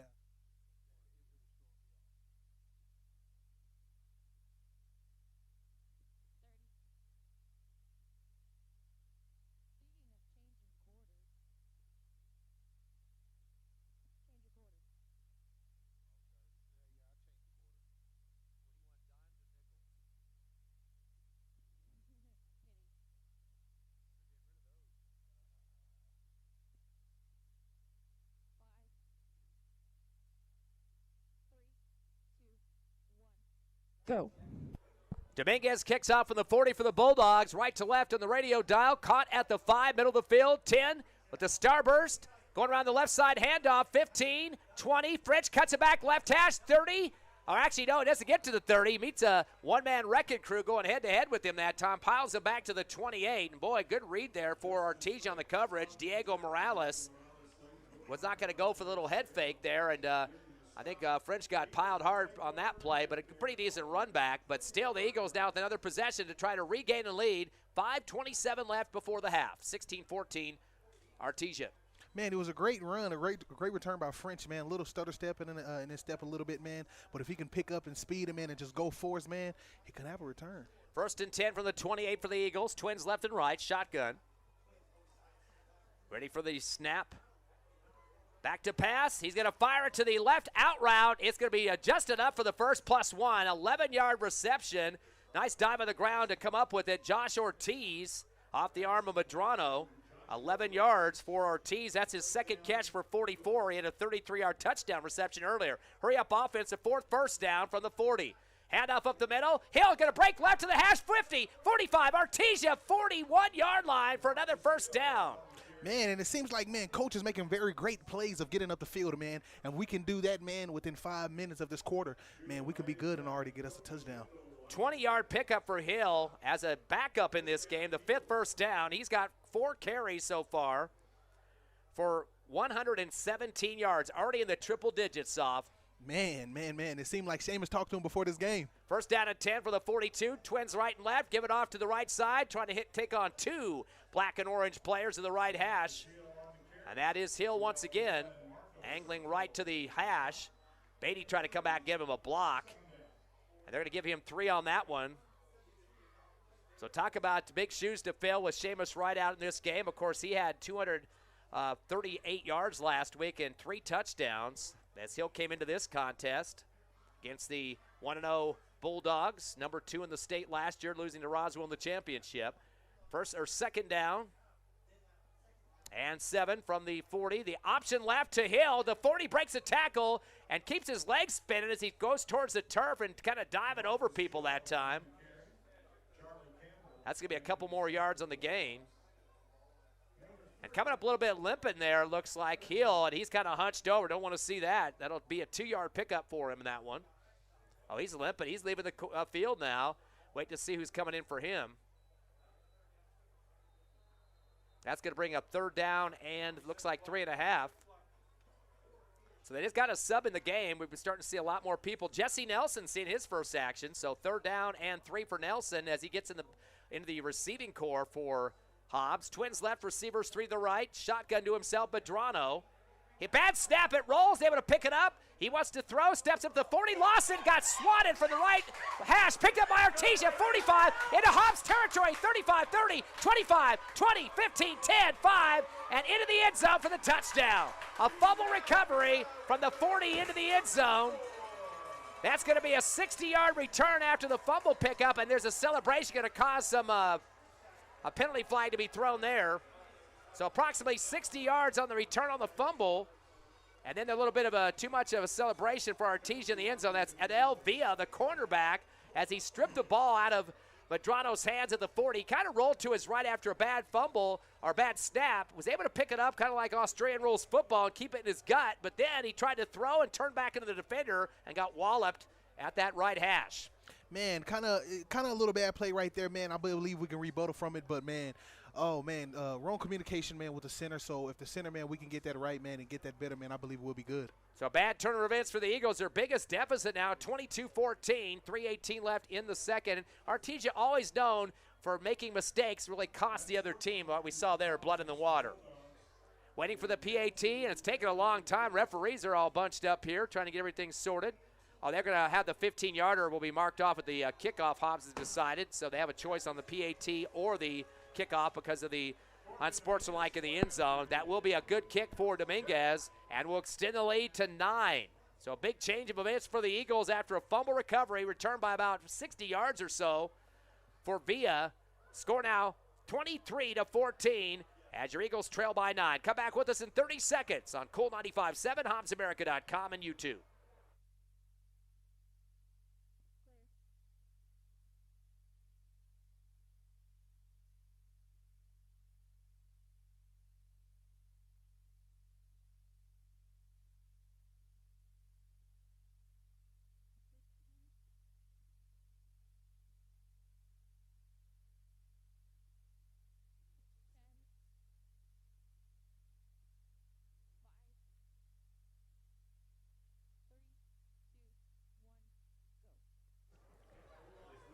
Two unanswered scores for Artesia, a 1-yard run for Byers, and then a 60-yard fumble recovery for Adele Villa. It's 23-14 Artesia with 3:18 remaining. Again, a 15-yard penalty is given up to Artesia for celebration in the end zone, so they're going to kick it off from their 25. Hobbs got to get a great field position return here and get themselves some scoring on the board before this halftime ends, Sob. Yes, man, if we can get rid of mistakes, man, the mistakes can be cleaned up, man. I believe, man, this game can keep pushing forward and moving forward. Eagles with 2 INTs, or 1 INT and a fumble, I should say. Catch made at the 20. Starburst, handoff around the left end, stretching it out. French 30, far sideline, left, 35, 40, stutter step, dancing up the sideline to the 45, and great field position after a mark-off of 15 for Artesia on the kickoff there but prior to the kick. So Justice getting Hobbs near midfield, a little bit shy by about 6 yards, but some great field position nonetheless, as Hobbs definitely could use a short field to work with 2:59 left in the half, trailing by 9. And, boy, we had such a close game going back and forth. 9 just seems like a big margin at this point. Yes, man, and all we got to do is keep moving up the field, man, and get to that end zone, man. That is the goal, so I believe we can do that coming out here right now. It'll be great. From the 43 of the Eagles, 1st and 10, Twins left and right. Going to give the handoff up the middle to Hill, 45, 50, 45, going to left hash and gets upended. He was lifted up in the air hard that time. And Hill's going to have, looks like 14, 15 yards, but there's a penalty back near the line of scrimmage. I think this might be coming back. We'll have to wait and see. They're pointing their thumb towards the Hobbs Eagles original line here. That'd be 15 yards for Hill. Boy, this kid's looking good out there tonight here, Sob. And I'm right there. I believe that was Seamus Wright. Maybe Seamus is back in. We'll have to wait and Yes. see. We got a holding on the Eagles, so no matter who it was, it's coming back. 10-yard penalty for Hobbs.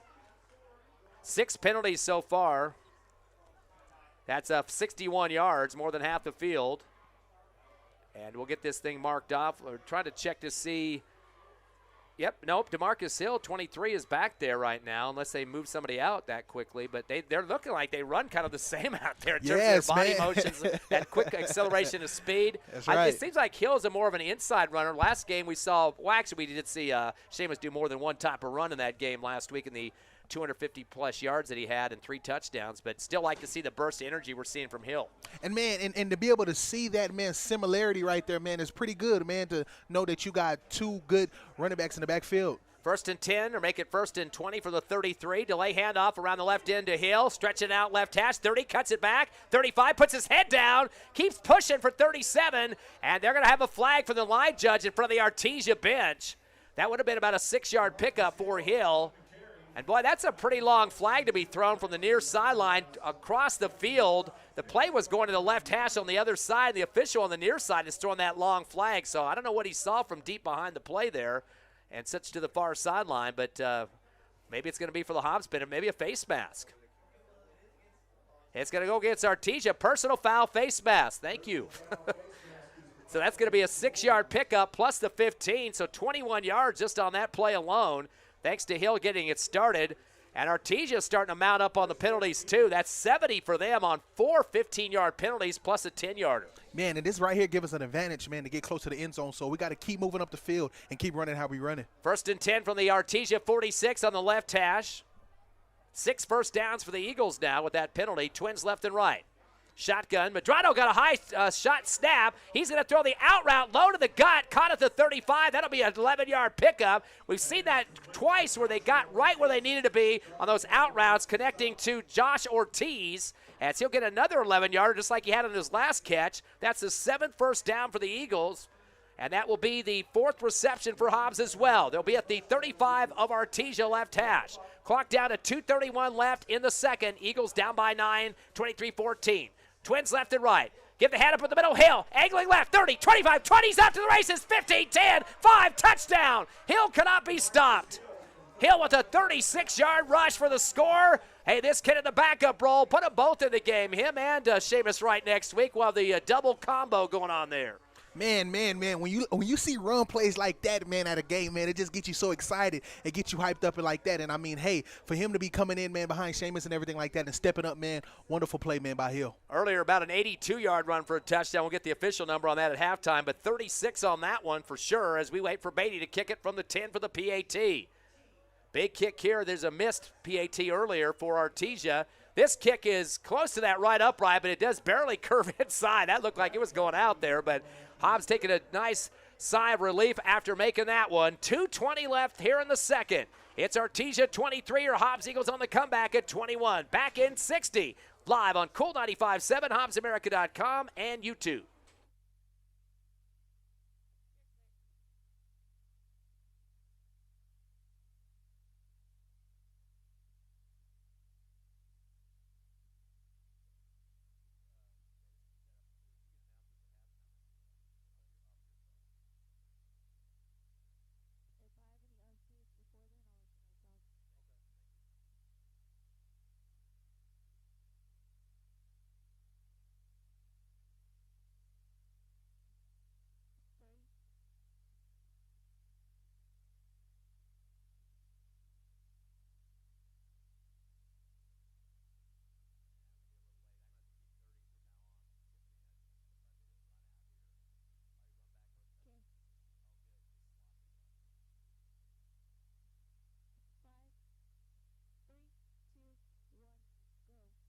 As we return to the Bulldog Bowl in Artesia, little low kick over to the far 30 as Artesia just slides and makes the catch. Not much of a return on that, maybe a yard. They'll mark it at the 28 for Artesia after Eagles scoring on a 36-yard run for DeMarcus Hill.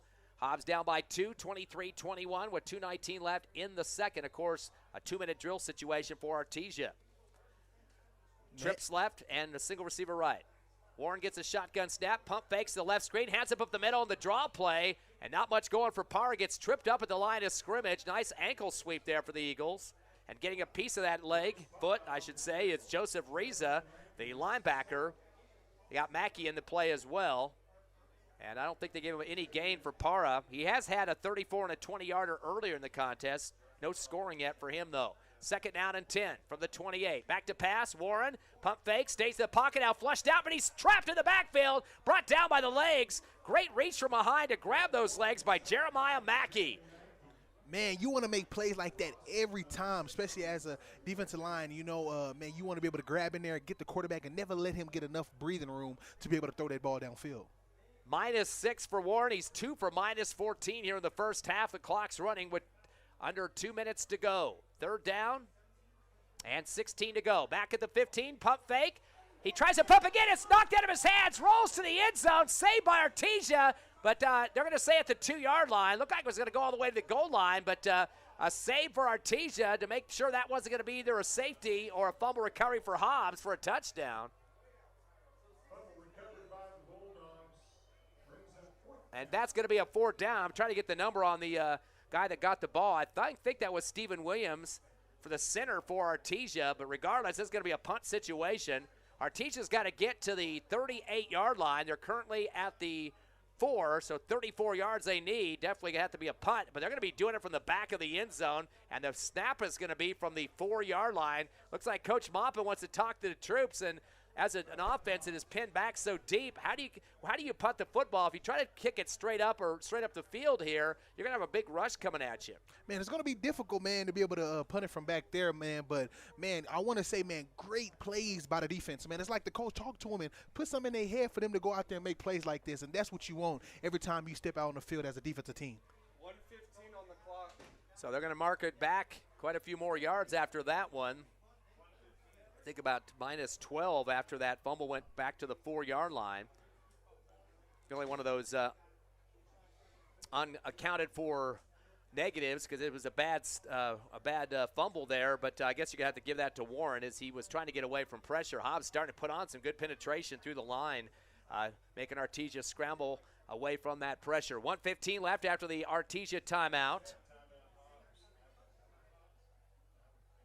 And wait for the snap. It'll be at the back of the end zone for the 4th down and 34. Good snap. The punt's going to be middle of the end zone, and it will be end over end. Going to bounce at the 28. And that was where the original line of scrimmage was, pretty close to it. So that will give the Eagles some big-time field position with 1:10 remaining. Kind of the time that you would like to have because you can run a little bit of that clock off and get it down as close to 0 as possible before you score, and that doesn't give Artesia a chance to have another possession. That's right, and especially by the clock being, and plus being so close to the end zone right there, man, it kind of gives you an advantage to be able to make it before this quarter ends. So I believe, man, anything's possible, so we're ready to see what's going down. Artesia's had a turnover on downs in the first quarter and a punt here in the second. No turnovers yet officially. That almost was one there on that fumble. Hobbs with an INT and a fumble themselves. But they have the ball now at the Artesia 25 in the left hash, and they trail by 2. Would love to take a lead here with 1:10 left in the half. Trips right after a motion. Shotgun. It's going to be Medrano firing it out. Corner route to the goal line. Caught it stride over the shoulder on the right side inside the pylon. Waiting for the scores to be seen by the official. A 24-yarder. Boy, the defender got pinned inside over the right shoulder towards the sideline from left to right. As catching it was Beatty in stride, as we said, for 24. Man, great route by Beatty, but also great throw by Medrano, man. It was great, man. Way to run that 7 out, and man, wonderful play, man. Touchdown, Eagles. Eagles 5 of 9 in the passing game. The 2 touchdowns for double digits. Beatty 24 and Ortiz 33. So definitely getting the job done there. In fact, Ortiz now with 77 yards on 3 catches. Beatty 1 for 24. That was his first. Now trying to add on a single point here on the kick. A little bit of a high snap. Ortiz able to get it down and punching it through is Beatty, and he kind of looked up and was waiting, kind of bouncing up and down as he kind of nervous about whether that went through or not. We already had a missed PAT for Artesia. 1:05 left here in the second. Your Eagles back up on top. Boy, this has been a nail-biter. 28-23. Eagles over the Bulldogs. Come back with us in 30 seconds on the Hobbs Eagle Network.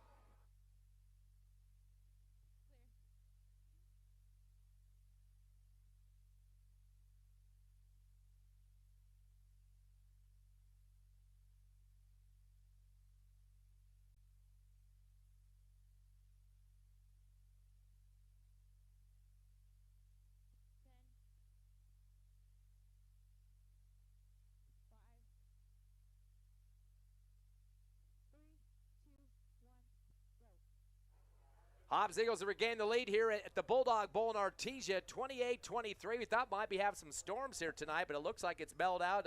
Almost a fall night of football, not quite officially fall yet, but Sovereign, what a great comeback for Hobbs. Man, a great comeback, man. Seems like the offense is out there ready to play, man, ready to take it home, man, and that's what I love to see. Kick to the 25, caught in stride by Artesia across the 30, far right to the hash, and in front of the Hobbs bench, brought down to the 34. As Fuentes, the return man, caught about the 25, so about looked like maybe a 7-8 yard return. But still some time for Artesia. Exactly 1 minute left here in the first half. They trail Hobbs now 28-23. So we've had a total of 51 points on the scoreboard. Last year was 44-40, the final at Watson Stadium, 84 points on the scoreboard. Artesia football, 1st and 10 from the 34. The Eagles, of course, got the win last year. Twins left and right. They'll bring a receiver in motion to the left side to make it trips. Go with the option look. They're going to option off left to Parra around the left end, 30, 34, and back to the line of scrimmage. That's all she wrote on that one. Good position there for Mackey to get in to make sure he didn't get any further, and no gain on the play for Parra. Man. It's been a lot of flags, been a lot of mistakes, but like a wise man told me, mistakes is necessary for growth. And we're seeing some growth out there on the defense and offensive side. 2nd and 10 from the 34. Shotgun to Warren. 2-step drop, steps pocket. Curl route, caught at the 40-yard line. And back to the football. Good hands that time. 7 on the reception. Got sandwiched as he came back near the middle of the field, back towards his line of scrimmage. Great snag there with the fingertips by the receiver, Jet Fuentes. Fuentes gets a 7-yard pickup. That's his 3rd catch for 28. And didn't get any numbers last week against Carlsbad, but he's stepping up. A little short receiver out there as well, as he's only 5'6", but he's definitely in position to make a catch. That's still going to be short of the first down, Sovereign, with the timeout out there, about 2.5 yards. They need to get to the 43, make it the 44. Man, if the defense can come out there, man, and make this stop and get this great stop, man, they still have a chance to have a time to allow the offense to come back out there and make another play. So, man, anything can be possible, man, and it's been a great game tonight. Let's go back to 2019. You had 13 catches, a big game for you in that contest against Artesia. In terms of passing the football, does the momentum help that situation in terms of receivers to get open more? Or they got more excitement out on the football field? Or how does that work in terms of your psyche of being out there against a Bulldog team that's got 30-plus state championships. Man, it does get you excited. It gets the momentum there, and it builds the fire for you to want to keep running routes, man, get open, and just build that anticipation to always want to have the football in your hands to run up and down the field. Right now they got to play some defense after the timeout. Third down, about 3 from the Artesia 41. Trips left, receiver right, shotgun to Warren. 3-step drop back of the 33. Pump fake, fires down the middle, seam route, kind of a low shot to the 45. We'll see if they're going to call that a catch.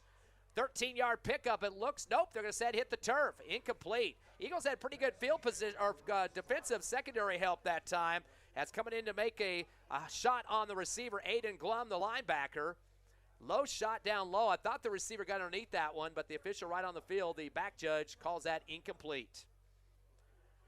So that'll make them 10 of 18 in the passing game. And that'll bring it up to the 41 still, 4th down.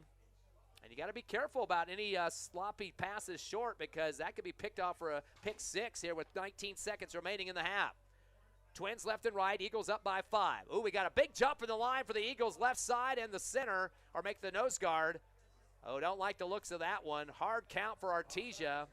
Oh, that's going to be a 5-yarder. Not the place you want to give 4 more downs for, Sovereign. Man, as a defensive player, man, when stuff like that goes on, you always want to watch out for the ball. Like a coach used to tell me, look at the ball. You know, if the ball doesn't move, you don't move. You always want to move when the ball moves. So, man, you just got to be able to be on the lookout when plays like that go down. 6 penalties, 66 yards for the Eagles. That will also give Artesia the first down they wanted. That's their 9th of the game.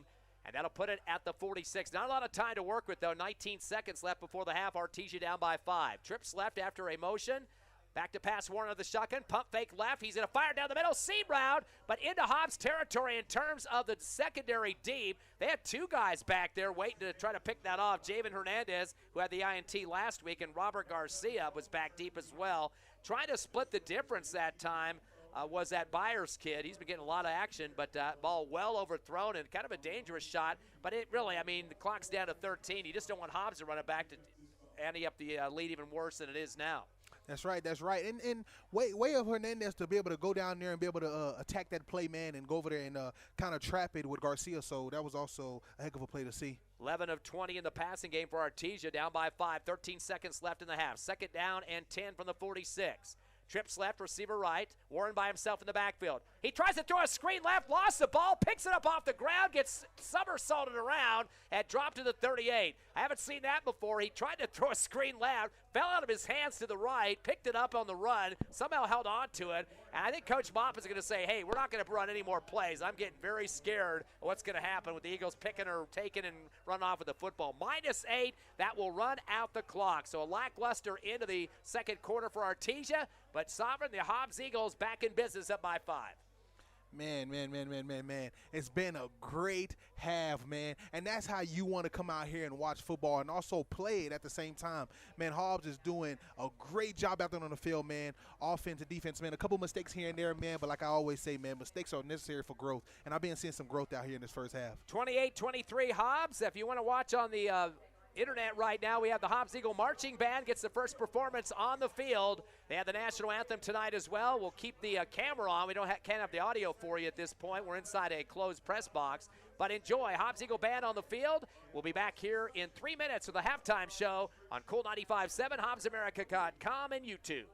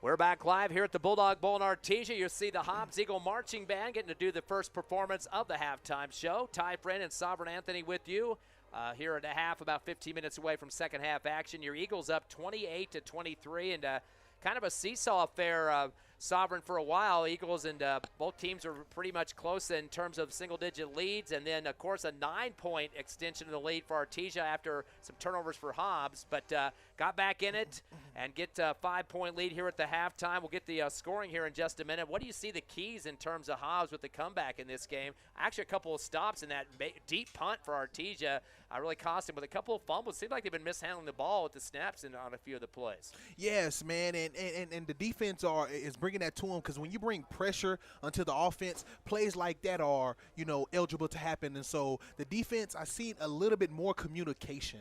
When you have communication like that, hey, man, you can make thousands of plays, man, millions of plays when you got great communication.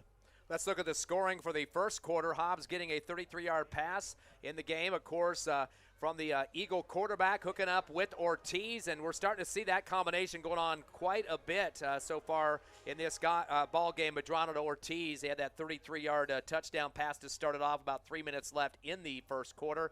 Artesia did manage to get on the scoreboard, though, a few minutes later. Corbin Dominguez booting a 47-yard field goal, 7-3, and you just don't see a lot of kicking going on in the 5A, 6A ranks over the last few years. Teams going to get more points on the board, I guess, than the kicks. Man, you don't, especially at a high school level, man. You kind of only see that when you're watching the big leagues and everything like that, man. But for him to go out there, man, and kick a field goal like that, man, you got to applaud, man, and give him honor, man, for that. Although he did miss a PAT later in the contest, so I'm sure he's ripping his hair out on that one. So it was 7-3 at the end of one.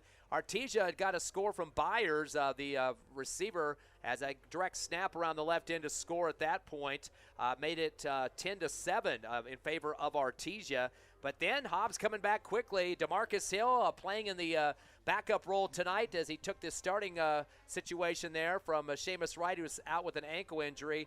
He ran an 84-yard run for a touchdown. Just continued to chug it up the middle to make it 14-10. And last week we didn't know for sure. You were talking about his ankle injury last week. We're sure he's going to start in that game. Decided to play. They get the big win over Lovington, and then it was kind of a day-to-day practice situation for him. I think this is just precautionary to make sure the ankle doesn't get worse in this game against Artesia. Yes, most definitely, because, you don't want to be able to have a player go out there, man, that's, valuable to the team, that can be able to help the team also get better, and the team also help him get better, get hurt during the second game of the season. So you don't want anything like that. So to keep him on the sideline right now and kind of keep everything well and keep him smooth, man, is a great thought by the coach. What about that burst of speed for DeMarcus Hill on the 84-yard run? Man, DeMarcus Hill, man, running that football, man, it's like he's out there showing coach, like, Coach, I've been ready for this. Coach, it's my time. I'm ready to play. And so him running like that is like, man, it's time to step up. Well, Byers comes back for Artesia after trailing 14-10 for Artesia, scoring a 1-yard run, his second 1-yard run of the ball game. They like to do that direct snap to that junior, or a senior, I should say. He is a receiver, but got a little bit of size out there and just kind of uses his line to plow it straight ahead. So 2 1-yard runs on those direct snaps as he scored for Artesia to regain the lead 16-14. Artesia then got that extra play as they got an interception. Adele Villa returned it for 60 yards, or close to that at least, near midfield, and chugged it down the field, making it 23-14 at that point, a 9-point lead, the biggest lead of the game for Artesia. But Hobbs gets the last 2 scores of the half. 36-yard run for Hill at the 2:20 mark, and then a 24-yard pass for the final score, and that was to Braddock Beatty over the shoulder, kind of a corner route there. Made it 28-23. So Hobbs managing a total of 3 touchdowns in the second, but Artesia scored 3 times as well. So kind of a teeter-totter effect, but the 5-point lead. Yes, man, a 5-point lead, man, and you got to give flowers to both sides, man, and even Artesia, man. Artesia out there playing, man, and Hobbs is out there playing, man, most definitely. And it seems like, man, you got to give the flowers to Coach Stevenson, man, to see the field at a time like that and at a play like that, to be able to throw it out there to Beatty for him to get that 7 out and that touchdown. So, man, it was a great play. Let's look at the numbers in the first half. First for Artesia, we saw some rushing game last week against Carlsbad in their win, doubling up on the Cavemen, but this game hasn't been too great. Para 9 carries for 62 yards, and 2 of those are big ones, double digits, 34 and 20. So those big carries there for 54 was the majority of his runs. He's had 4-0 runs where he got up the line of scrimmage and met the wall of the Eagles, but also -2 in one of his carries. So he's really getting shut down in terms of what we saw last week, where he really was chugging it on and scoring for Artesia. Yes, man, and man, he actually running that ball, man, pretty well, man. But if the defense can keep their eyes on him and kind of stop him, man, and putting pressure on him, man, sometimes when a person is pressured up and locked behind that wall, man, it's hard for them to break through. Byers, we mentioned, got a couple of direct snaps for touchdowns close near the 1-yard line, so he has 3 carries for 2 and 2 touchdowns. The problem has been some of their fumbles in the backfield. On the snaps, the quarterback's dropped it, got knocked out of his hands a few times by the Eagles' penetration. That's Warren, 4 carries for -34. Of course, he gets some of those bad numbers from fumbles and bad snaps. Good credit to him, but he's not in a good shape right now as he's in the negative territory. So only 30 yards rushing for Artesia in the first half. Definitely a problem for them in this 2 quarters of action so far. Passing game has come unloaded a little bit, 11 for 20 in that department. Fuentes, 3 catches for 28 yards. He had a 13-yarder. Whitehead has had 2 catches for 16. Eglin, 3 for 17, including 11 and 8 on 2 of his. The big numbers coming from Byers. He has 3 for 54, had 2 double-digit catches to start it off, 28 and 20 in the first half of action. So again, they are 11 of 20 for 115 in the passing game, which is 145 overall. Now last week, their total passing numbers are about 145. So it's that, this one half they've matched their passing numbers for the whole game. But they had JB and subs in there in the second half last week in that win over Carlsbad. Man, and man, they're kind of showing the crowd, man, you got to give it to Artesia, man. They're showing the crowd that we can also run the ball, but we can also throw the ball. So, I mean, they're running the ball quite a lot, man, but throwing it, I'm seeing a lot of passing game from Artesia, man. So just giving people both sides of the field, man, to be able to run and pass, man. It's a good thing, man, that Artesia's been able to show the crowd that they can do both sides. Bulldogs have 9 first downs. A couple of those were penalty aided, though, for the Eagles. 5 penalties for Artesia for 55 yards in the first half. Hobbs Eagles, big day so far for the man Hill, DeMarcus Hill. He's got 8 carries for 166 yards in the first half. The 2 touchdowns of 84 and 36. 2 other double-digit runs of 20 and 14. The breakaway speed is getting some good gaps on that line of scrimmage with the offensive line. We need to start probably crediting them in the second half a little bit more personally, but he definitely, when he sees the open field, he knows where to go, and he's been doing a lot of runs up the middle and then kind of zig a little bit, zag the other way sometimes, but it seems like he's just got a train motion going straight forward when he needs to. Man, and like you said, Ty, man, you're right, man. You got to give it to the offensive line, man, making that gap open enough for Hill to be able to go through and be able to make a great play. So you got to clap it up for the offensive line, man, because, man, without the offensive line making holes, man, it'll kind of be hard for Hill to be able to get through there. So, man, flowers up to the offensive line. Of course, he's in backup role for Seamus Wright out with an ankle injury this week. The only other guy that's rushed the football has been Medrano, the quarterback, 5 for 23, including a 19-yarder in the first half.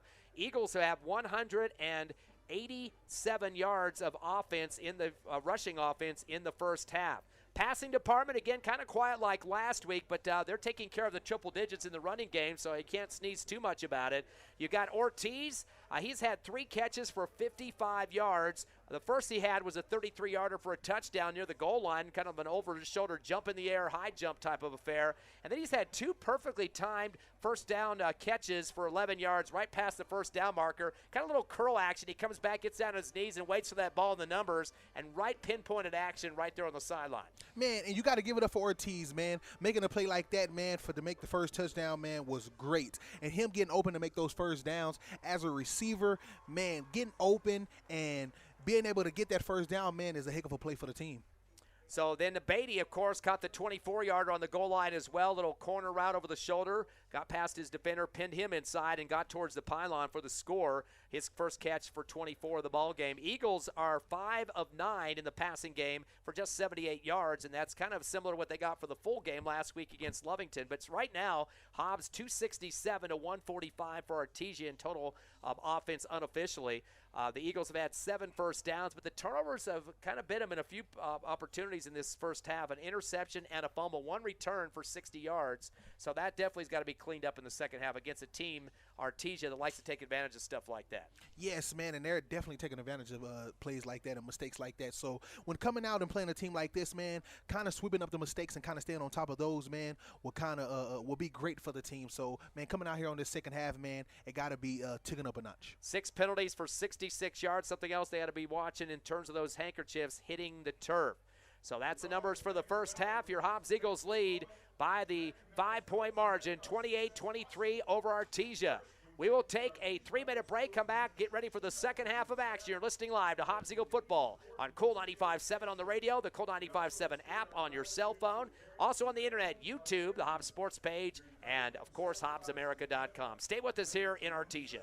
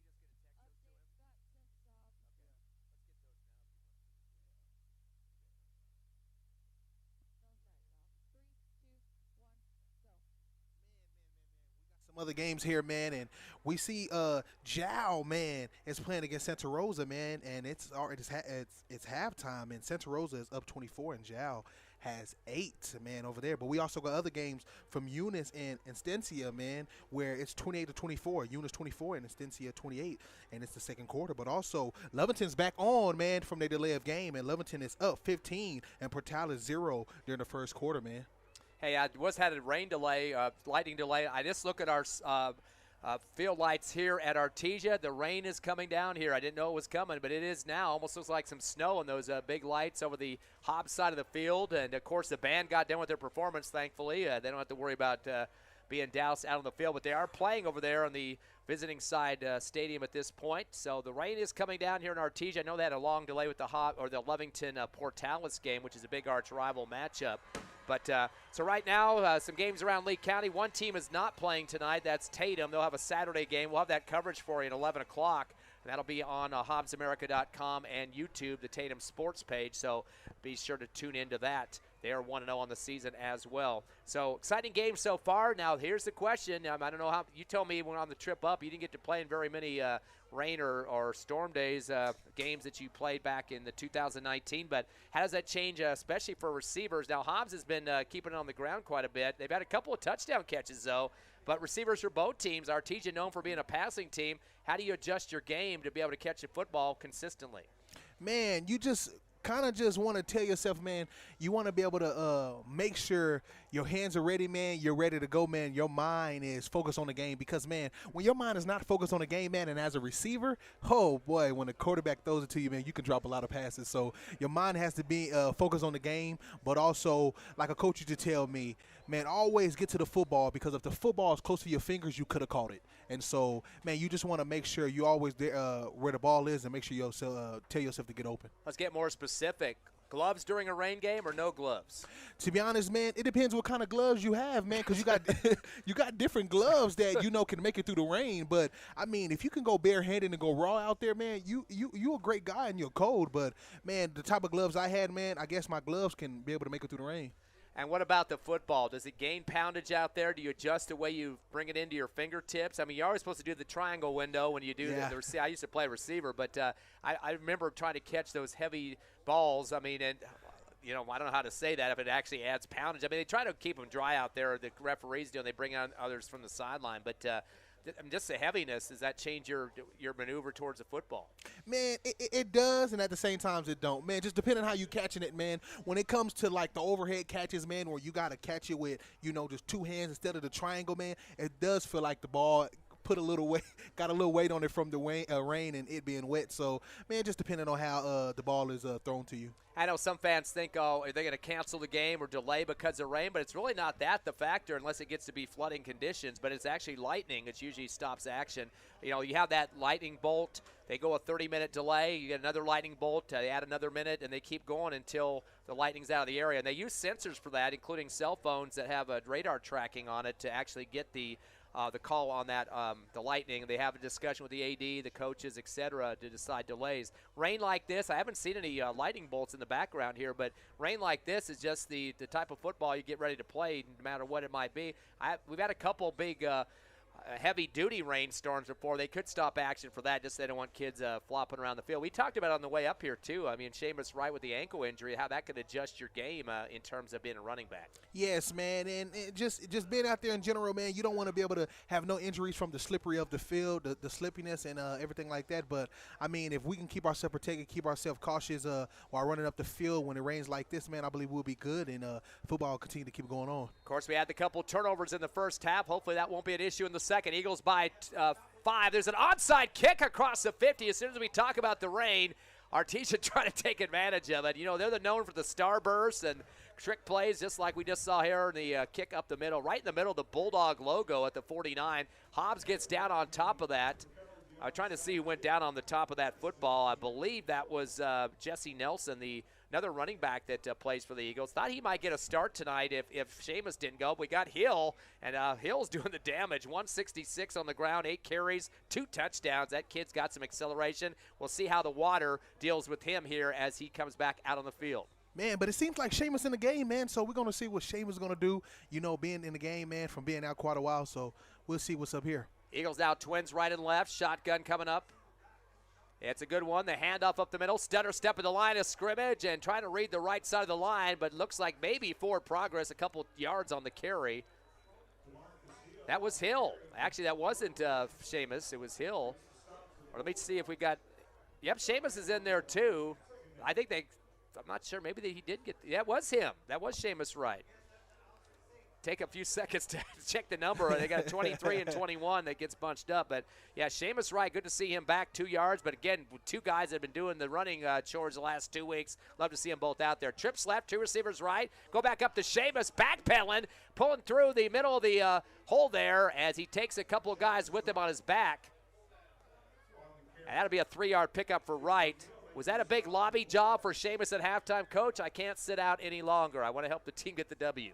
Yes, man. Sometimes as a player, man, sitting on the sideline, or it could have been discussed, man, that he sit out for the first half to come out in the second half to be able to dominate. So, man, it could have been a trick. It could have been a holdback. It could be something, man. Just never know. 4-yard pickup they give him on that one. It'll be 3rd down and 3 from the Artesia 45-yard line. High snap.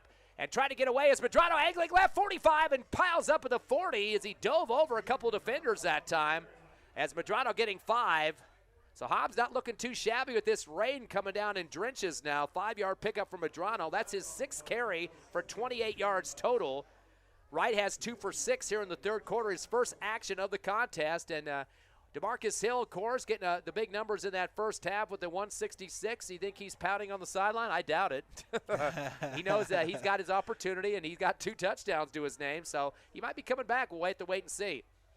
High snap again, handoff up the middle, and pulling people with him across to the 32-yard line, angling left for the Eagles was DeMarcus Hill. They just barely checked him in on that play as I was saying that, and that will bring it up for another, looks like, was that 7 yards on the carry for Hill. So now we're going to see bookend action for the Eagles in the backfield. That puts him at 9 carries for 173. The hurry-up offense at that time probably too quickly. It looks like the line wasn't quite ready to block as getting the ball was right to the right side, and he gets piled under for a -1. Man, having 2 great running backs in the backfield, man, it seems like Coach Stevens is up to something. So if we can see what he's up to right here, man, it seems like he got a trick up his sleeve. So we're ready to see what he has here. Eagles all looking to the sideline now for the play call from Coach Stevens and staff. Again, they still have Wright and Hill in there, and they're going to split on each shoulder of the quarterback for the Eagles, Medrano. Twins right and 1 receiver left. And now the official, the line judge in front of the Artesia bench near side, stops action. They call the false start. I think they're talking to the receivers.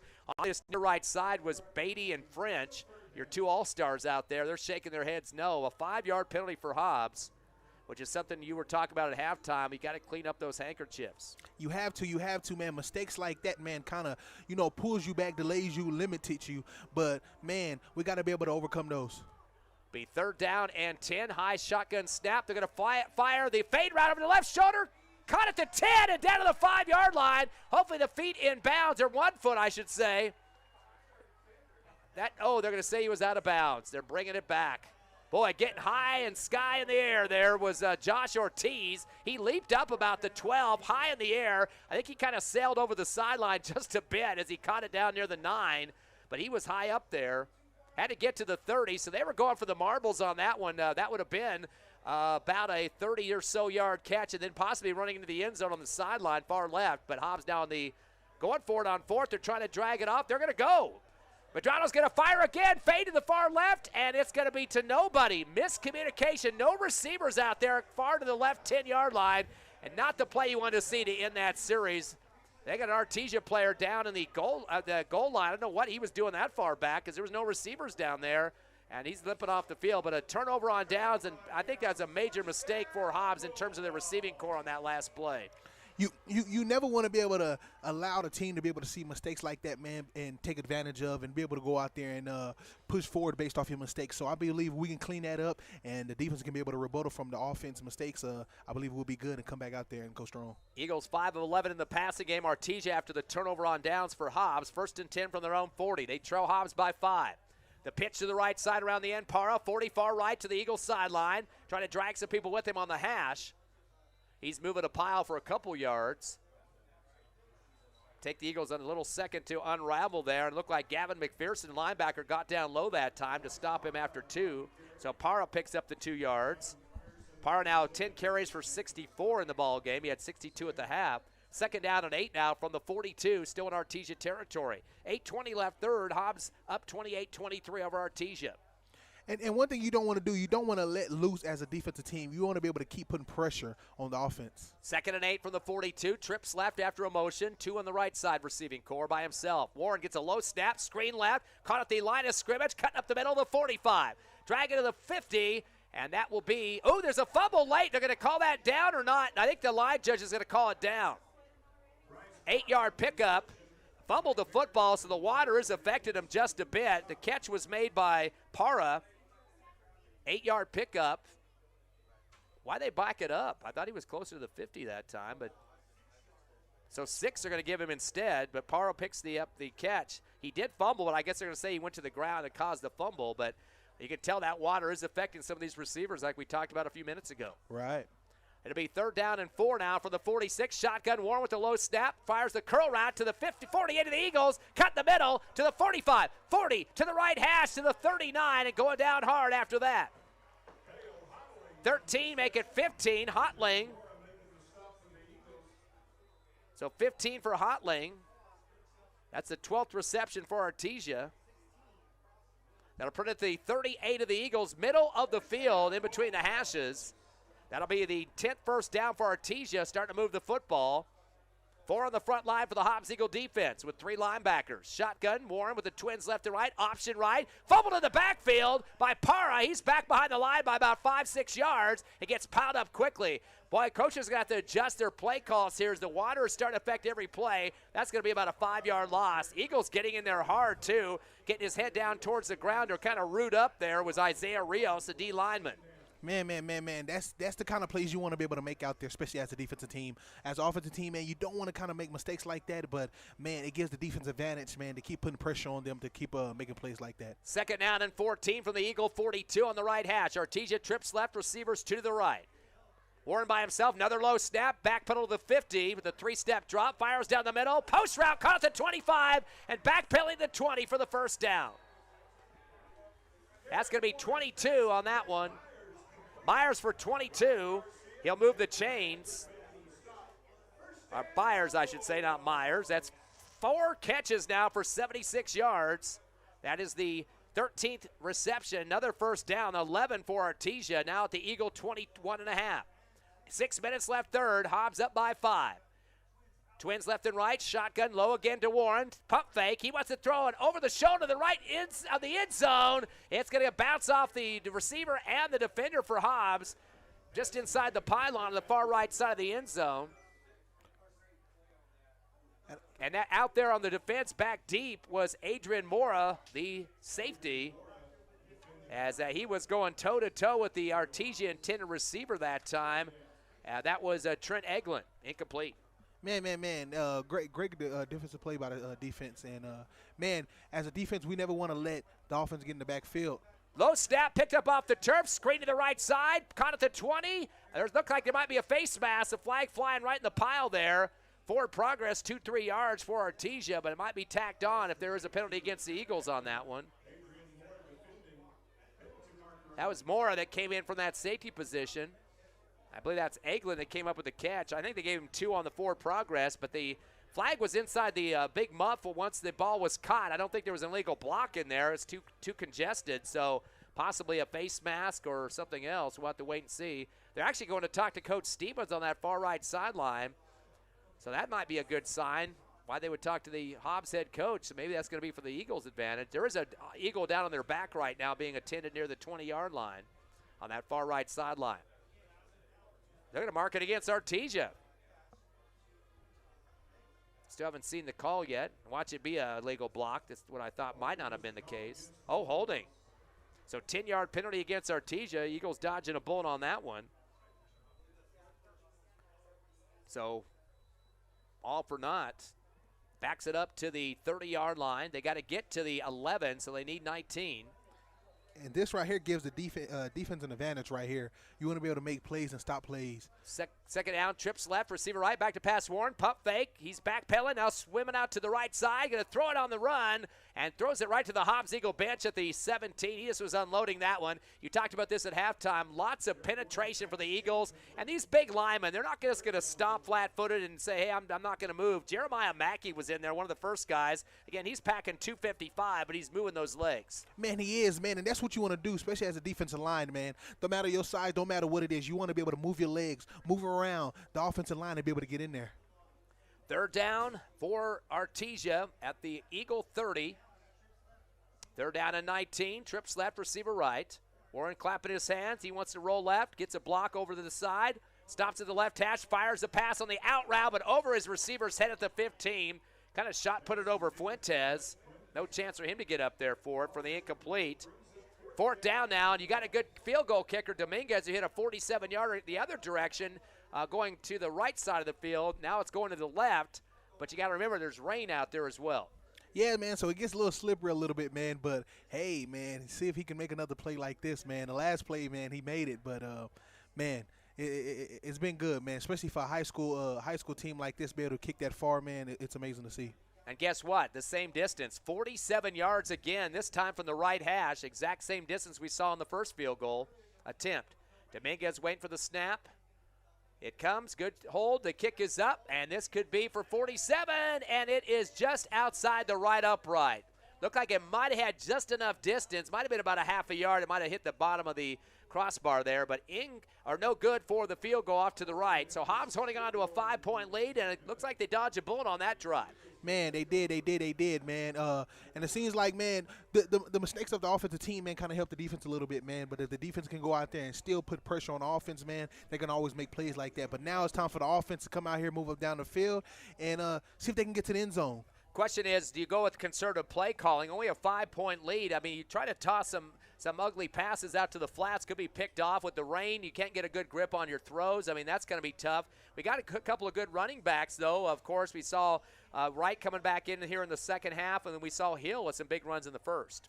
Man, but I believe, man, anything can be possible, man, and plays can be made, man. The way Madrano, man, how he's been doing this whole game right now up to now, I believe he can make plays and get it down the field, man, whether it's rain or snow. So let's see what he can do. 173 on the ground for Hill, 28 for Madrano. They bring a man in motion to the right side. Shotgun snap.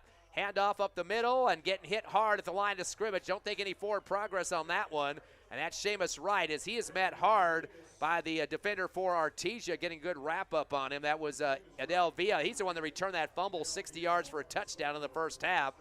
And they're going to give him forward progress, luckily for Wright. That's his 1-yard pickup. He's got 4 carries for 4 yards, all coming in the second half.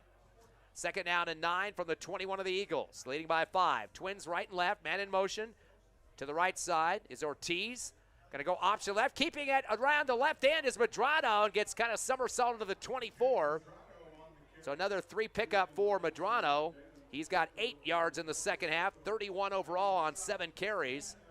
Third down, though, they got to get to the 30 right now at the 24. 6 yards they need to keep this drive alive. 4:30 and counting in the third, 28-23 Eagles. Twins left and right. Shotgun coming to Madrano, trying to get the defense to jump off. He's back there in the backfield with Hill. 2 receivers both sides. 4 on the front line for Artesia. Steps up in the pocket. Pump fake. Falls to the ground. Tries to nail it with a curl route to the 32, but was losing his balance as he went down. Kind of a hard shot as it goes off the hands of Josh Ortiz, but the throw not right where he wanted, kind of behind Ortiz. And with that water on the gloves or hands, whatever, it's kind of hard with the grip. So incomplete. Luckily, he didn't tip that up in the air for an INT. Man, yes, man, luckily. And plus, man, with the rain out here, man, kind of sprinkling a little bit, it can sometimes get in your eyes to see the football coming your way. Not as heavy as it was earlier. 4th down punt situation. That's going to be booted away for the Eagles. As kicking it, Junior Madrano, the quarterback. And to take an Eagles roll, it kind of went up that far left sideline. Not sure quite where it went out here. Looks like they're marking it the 19, so pretty decent punt. The Eagles had the coverage on it, too. Had one man down there if it went any closer towards the goal line. And you got to give credit for Hobbs to get that crew down there. Of course, Artesia didn't have anything to do with a punt situation on the return with all this rain coming down. So Hobbs, that was their first punt of the ball game. They've had 2 turnovers and a turnover on downs.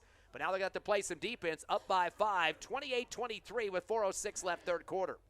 And, defense wins games, and it's a lot about offense too. But, man, if the defense can make stops out here during this play right now, the defense can give a big advantage for the offense to come out here and make plays as well. First down and 10 for Artesia at their own 19, trail by 5. Trips left, receivers to the right. They're going to bring one man in motion left side, flip it to him, ground the left end, trying to cut back left hash, 20, 25, 30, 35, 40, 45, 51 to beat the Hobbs territory, 40, 30, 25, 20, and brought down at the 14-yard line. So that's going to be into Hobbs Eagle territory. 64 yards for Para. Coming from the right side around the end of the left. So 64 yards to move the chains into Hobbs territory in the red zone. 12th first down for the Bulldogs. Man, it seems like Parr, man, he's out there, man, running on him, man. And so the defense got to be able to know how to stop that, man, because, man, he's going out there ready to play, and the defense got to be able to play too as well. Pair of receivers left and right.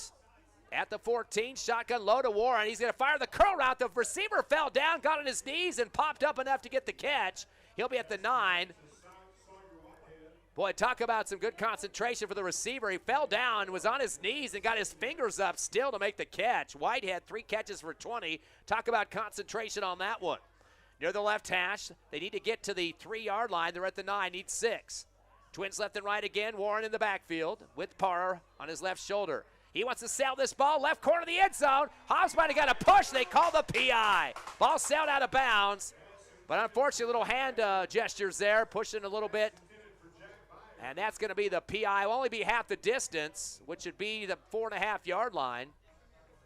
So it won't be a first down quite.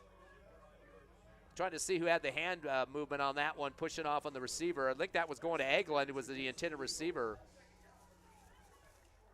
So that's going to be a 4.5-yard penalty on half the distance for the Eagles. Not a good situation there. That one is not an automatic first down. I believe the guy that got on that was Adrian Moore, the safety that time, trying to pick up the receiver heading to the left corner. Second down and 2, and that'll be at the 5-yard line. Twins left and right. Warren low snap again to him. Comeback route to the left side of the line. Catching the ball, then skittering into the end zone. Falling sideways as he gets in. Warren gets it to Byers. Byers with a 5-yard score. Byers had a couple of direct snaps for touchdowns in the first half. He gets this one on a pass play. Quick snap or quick throw to the left side of the scrimmage. And that's going to be his second catch of the second half. This one for a touchdown, as he has now a total of 81 yards on 5 catches. Wow, man. Man, the defense got to be ready out there to play, man. Artesia is going out there with their head on, ready to score. They want to win this game, man. So the defense got to be able to have the same mindset. Well, you don't see much rain coming down now. The pouring his stop. 29-28, Artesia by 1. They're going to go for the 2-point conversion. They missed a PAT earlier. Trips right, receivers to the left. Shotgun to Warren by himself at the 10. Throws a curl route to the goal line. It looks like it's batted away. Good D with a hand in the face of the receiver to slap it down. Samuel Zimbardi, the linebacker, saves the 2-point conversion from being put through in the end zone. And now just a 1-point lead. That 2-pointer would have made it a field goal difference. Yes, man, it would have, man. And, man, great play by the defense, man, to be able to make it an incomplete pass. But the kickoff return team got to come out here, make some plays, run up down the field, and the offense got to be able to be ready to move forward. So 3:06 left third quarter. Hobbs trailing by 1 to Artesia, 29-28. Come back in 30 seconds on the Hobbs Eagle Network. Clear. Sav, I sent you some updates. Yeah, got it. I just looked at my phone. Thank you.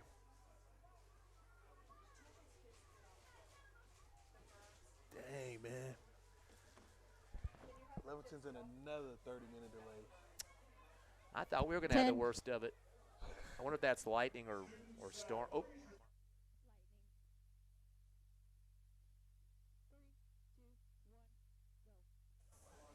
.306 left third quarter. Artesia leads Hobbs 29-28. Kickoff for the Bulldogs. They're going to send it sailing to the far sideline left. Fair catch is called by the Eagles at the 28. Don't want to risk any type of fumble opportunity on the return there. That was Addix Wheeler, the wide receiver sophomore for the Eagles, on the good coverage there. And again, that's a decision you got to make as the special teams coach as well.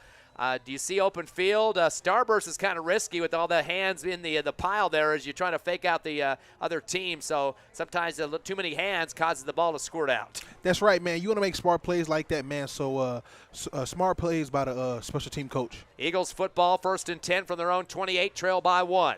Twins left and right, shotgun. Madrano with a 2-step drop. He wants it fired on the out route. A high catch over at the 36. And then getting knocked back to the original line of scrimmage by about 6 yards. But the forward progress going to save Beatty on that one as he got up high to get those hands on the football. And I don't know if he had any tack him or anything on his hands there. But, whoa. We look like we got a marker back in the line of scrimmage or point towards the Eagles.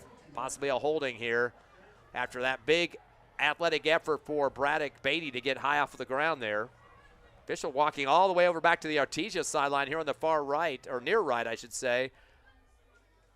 They're trying to get the mark of where the actual hold happened, near the line of scrimmage. Yep, holding against the Eagles. That is the call.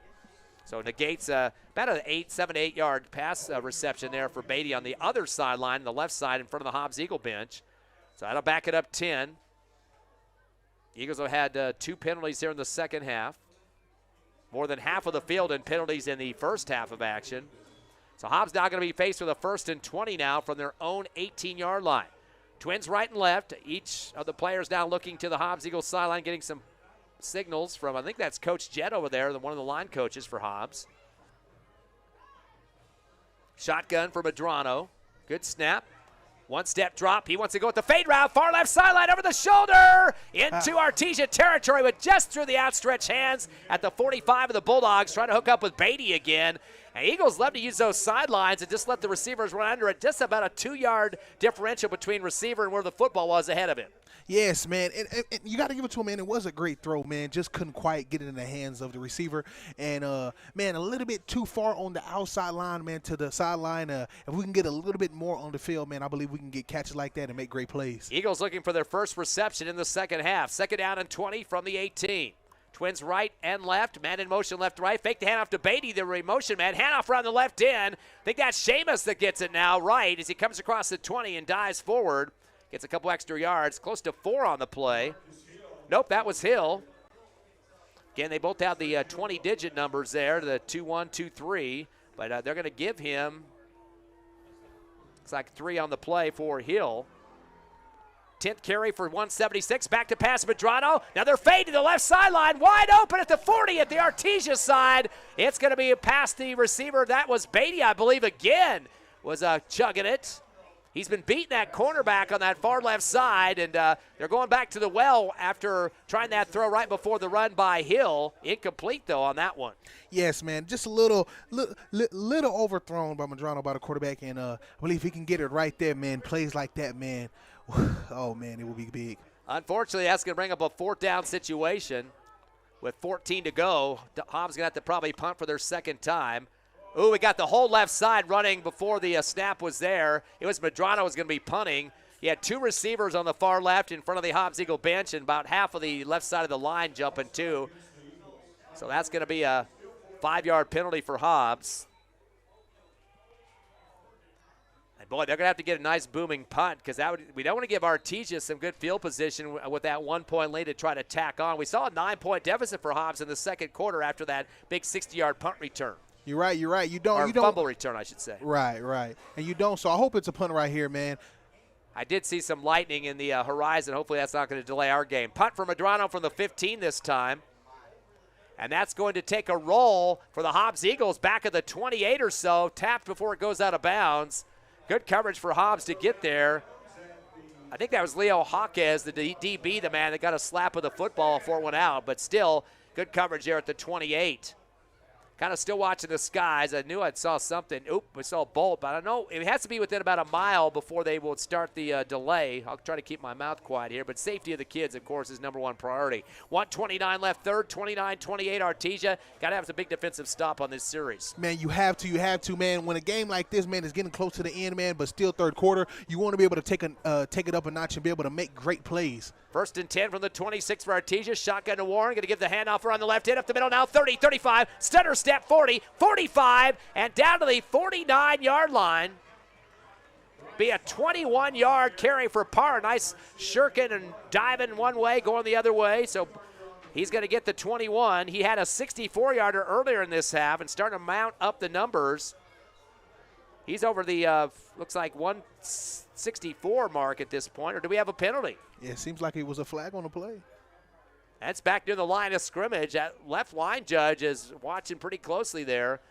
Attacked the Eagles with a hold earlier. Hold on to Artesia now, so erase the 21-yarder. That's a 10-yarder against Artesia on the penalty. They got 75 yards on 7 penalties so far in this ball game. And that completely erases a big play for Para. Man, and it was a big play by Para, and with the defensive line, you got to be able to stop open gaps like that and be able to stretch and move your feet to be able to close them back so you can be able to stop plays like that when they're running up down the field. 1st and 20 now from the 18, almost the exact carbon copy what the Eagles were facing at the other end offensively. Trips right and receiver left. Warren gets a low snap with a shotgun, handoff on the left end again. Para trying to cut it back up, and he's not even going to get it back to the 20. Maybe the line of scrimmage and possibly a +1 on the forward progress. As coming up to meet him with a big, big bear hug, Mike Meredith, that big D lineman for the Eagles, nose guard. He does get 1 yard, does Para, but I'm sure he didn't like the big hug he got from Meredith. Yes, and great play by Meredith. And I mean, I almost seen a face mask there, so they kind of want to stay away from that, so we don't have no more penalties moving forward through the game. 2nd down and 17 now for the Bulldogs at their own 19-yard line, leading the Eagles by 1, 29-28, down to 38 seconds left here in the third. Trips left, receivers 2 to the right. Back to pass, Warren by himself, rolls out right out of the pocket, 15, tucks it, 20, and tiptoes out of bounds at the 23-yard line. That's going to be a 4-yard pickup for the quarterback, Warren. He's still negative, though, on this game. 5 carries for 30 yards after a positive one. That's his first positive run of the ball game, I should mention. And you always want to at least make the quarterback run. You never want to make him, sit there in the pocket too long to be able to think who he can throw it to, especially as a defensive line player. 3rd down and 14 now for the Artesia Bulldogs. Trips left, 2 receivers right, stays pocket again on the shotgun. Pounce route, it's bounced off the receiver's backhand at the 35, kind of tipped it up in the air. Tasting an INT was Samuel Zimbardi, the linebacker, but it was kind of behind him as well for an incomplete pass. And that'll be a possible punt situation here for Artesia. No way do you want to keep going for it on this situation when you have all the rain that we've had so far. So the field is wet. Receiver's hands a little bit cold out there, I'm sure, starting to feel that way. It's a 4th down and 15 on their own 22. Artesia has punted once. They have turnover on downs twice. No turnovers yet, though they fumbled a few times. High snap, and the kick will be away from the 10-yard line. Going to stay up in the air for a while. Bounces at the 50, and Artesia will tap it dead at the 49. But that will be in their own territory. So Hobbs will have it inside the 50 at the 49 of Artesia on the right hash after the punt. 13 seconds left, third quarter. Eagles down by 1, 29-28 to Artesia. But they'll have it in Artesia territory. So very big offensive set of downs here. Probably get about maybe 1 or 2 plays before the fourth quarter gets underway. Man, so it looks like the defense the offense got to come out here with fire, be able to come out here and make plays, because with it coming close like this to that fourth quarter, you got to be able to come out here and take it up a notch. Trips left, receivers 1 to the right side, shotgun. Madrano going to hand off around the right end up the 50, 45, trying to cut back to the middle. And that's going to be about a 6-yard pickup for the Eagles. That's Hill. So Hill's had 3 carries for 16 here in the second half, 182 overall. And there's an injured Eagle blocker for the Eagles down at the 43-yard line, and looks like an offensive lineman for Hobbs. He's staying flat on his back. Looked like he's pointing to his right leg there to the trainer's official timeout call. We'll take a quick 30-second break. 6 seconds left, third quarter. Artesia 29, your Eagles 28. Back in 1 minute.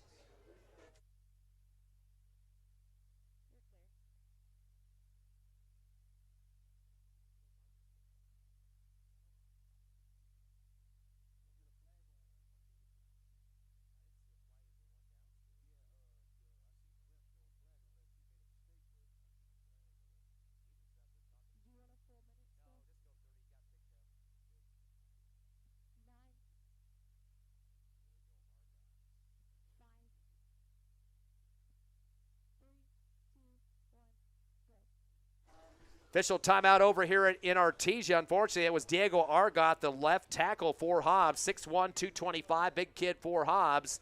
And it looks like they had a penalty late on the play, too. He was flat on his back, Argot, after the run for Hill. So I think we're coming back on this one. 10-yard penalty. So the 6 yards that he got are negated by the 10-yard hold for Hobbs. Both teams are starting to trade those holding penalties. Yes, man, you kind of want to stay away from those, especially, man, as the offensive team, you know, you want to keep moving up the field, but having flags that delay you going back and back and back can kind of hurt you a little bit. 6 seconds left in the third. Trips left, receiver right for Hobbs. 1st and 20 from their 41. Shotgun, handoff up the middle, straight up the gut goes the Eagles across the 45 to the 50, and pile driver type style there for DeMarcus Hill. Man, and DeMarcus Hill, man, been running that football, man, and as a running back, that's how you want to run the ball and keep moving up the field and keep having those legs moving, man. And as we're moving on to the fourth quarter, man, we got to be able to take a notch and be able to run the football exactly like that all around. That was the last play of the third, 9-yard pickup for Hill, but still they had the penalty, so it'll be a 2nd down and 11 when we come back. Start of the fourth quarter coming quickly. It's Artesia 29, your Hobbs Eagles 28. Game is way far away from being over here in Bulldog Bowl land. We'll come back with you in 30 seconds on the Hobbs Eagle Network.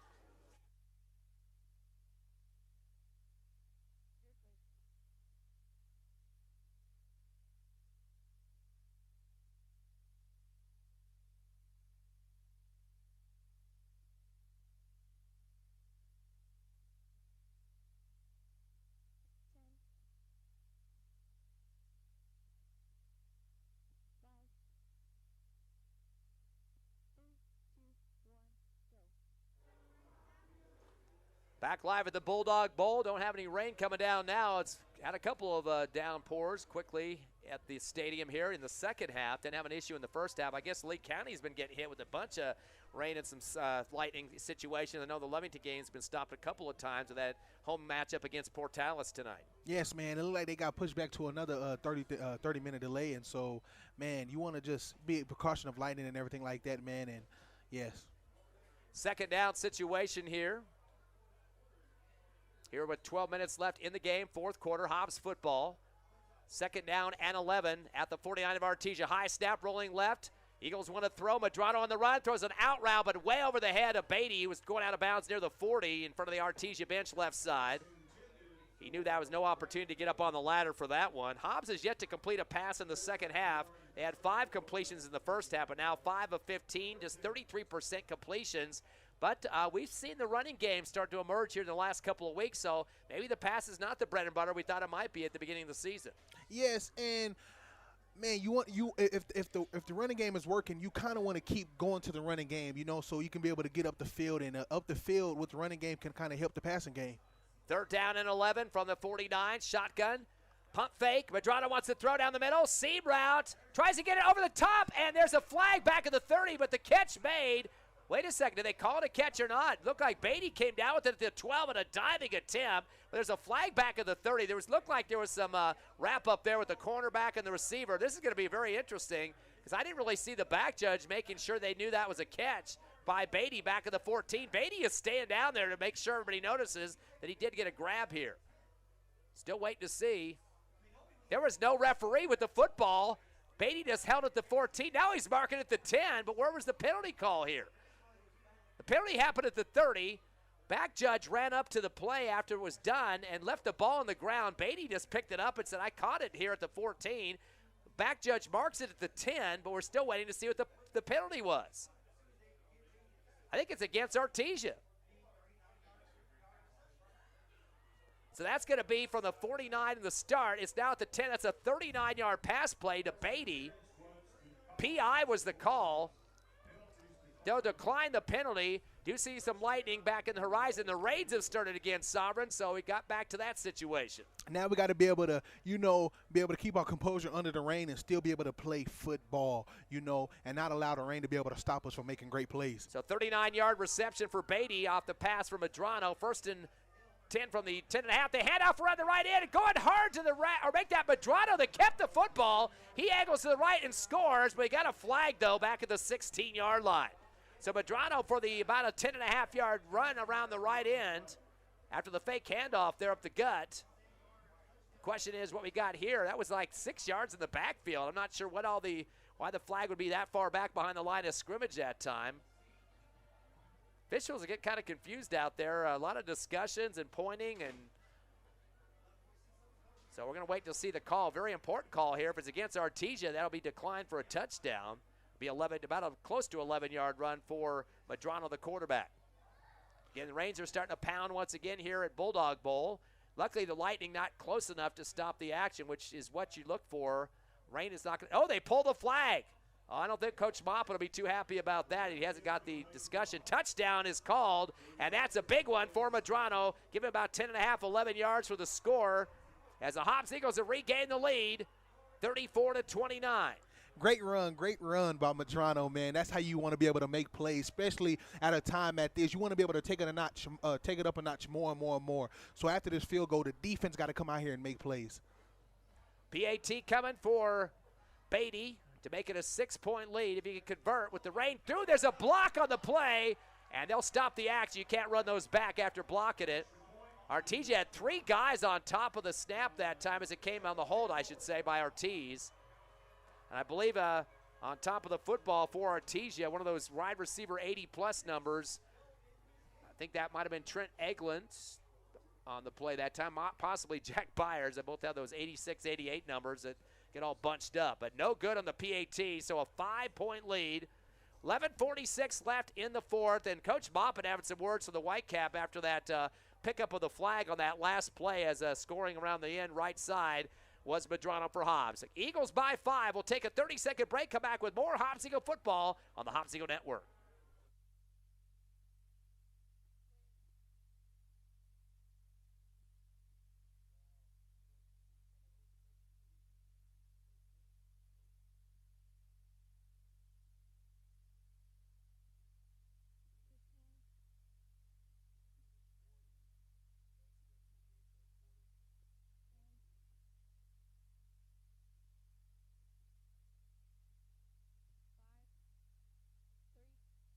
One, go. Eagles kick it off. Beatty will keep it high in the air. Caught a fair catch at the 28, making the 27-yard line for Artesia on the far left sideline. That's where they get the ball to start the second half. The catch made on the run that time by Bryce Parra, the running back. As Artesia football, they trail Eagles 34-29. Hobbs up by 5 with 11:46 remaining. If you just joined us, it was a 11-yard run around the right end for Medrano, the quarterback, to get the Eagles back up on the scoreboard. And great run by Medrano again. And that right there should be able to fire up the defense to come out here and make plays. So the offense can come back and be able to make more plays exactly like that. So, hey, man, this game can turn out the way they want it. Both teams have scored once in the second half. Trips right, receiver left for Artesia at their own 26. Low snap, Warren with the pump fake. He keeps looking towards the right, then he's going to fire it to the near sideline over the shoulder. Going up high, the receiver at the 34 of the Eagles, but it gets tipped up in the air. Good D by Hobbs, shoulder to shoulder that time, the cornerback for the Eagles. The receiver started to fade towards the middle, and it went up high. Looked like a rebound action there. And good D by Robert Garcia, the DB's cornerback for Hobbs, as he went up high in the air with Byers, incomplete for Artesia. Man, that was a great coverage because, man, you never want to allow the receiver to get behind you. And he stayed right there with them and allowed the receiver to stay in front of him. So that was always great. Second down and 10 from the 27, left hash, deep in the back for Artesia on their side of the field. Trips right, receiver left. Warren back to shotgun, low snap. Throws the slant route up the middle to the 40 and to the 45-yard line. That will be a first down. 20-yard pickup for Fuentes. He's got 5 catches for 50, or make it 48 yards. On the completion, the 15th completion for the Bulldogs. Still trailing by 5, 34-29. 12th, or make it 13th first down for Artesia in this one. They'll have it at the 47 of their own. 3 receivers right, 1 to the left. Warren in the backfield has Parra behind him. The running back, tailback. Shotgun, 3-step drop at the 40. Curl route, caught at the 50-yard line. Breaking a tackle, 45, heading far side, 40. To the side, to the 36-yard line for another first down. Hotling with his 18 yards, make it 17 for Hotling. He's had 2 catches here in the second half for 32 yards. And the completion for Artesia, their 14th first down, second in a row. Quick hurry-up offense now from the 36 of the Eagles. Left hash, we're going to pitch right side around the end. 40, 35, angling right, 30, 25, 20, 15, 10, 1 to beat, 5, touchdown. That's going to be 37 yards on the pitch to the right side by Para. So 37 touchdown scamper for Para, his first TD of the ball game. Man, you as a defensive player, you don't want to allow plays to be able to happen like that, you know. And so the defense gonna have to make a stop and be able to have better communication. So 37 yards for Para. Regains the lead for Artesia with the PAT pending. They missed one earlier in the game. Probably going to try to make it up here as they lead by 1. A 2-pointer making a field goal difference. They are going to go for the 2-point conversion. 3 across in the backfield. In the middle is Warren. One receiver left and right. High snap. He's going to jump in the air, throw it to the middle of the end zone, and the catch is made for the 2-point conversion. He got up high over the top of the line and just tossed it down the middle. Actually, that was, I believe, Byers is the guy that got the snap. Trying to see who the man was on the other end of that in the middle of the end zone. Came sprinting off to the sideline and got lost in traffic there.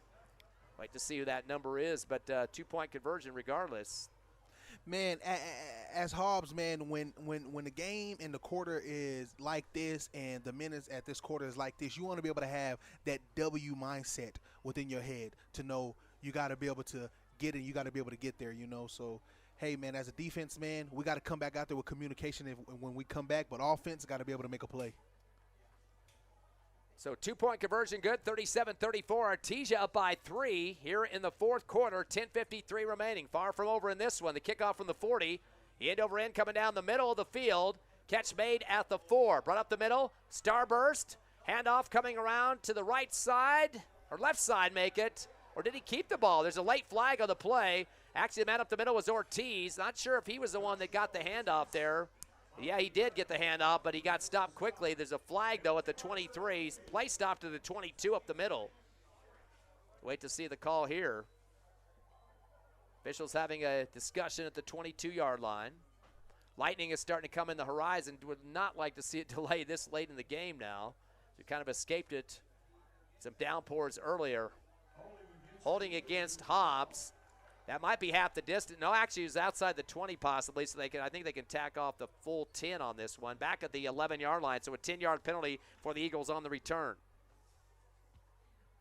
Hobbs will get it at their 11-yard line as they trail by 3 with 10:47 left in the fourth. Eagles come sprinting from the sideline. Send 2 receivers right, 1 to the left side. That is now going to be 2.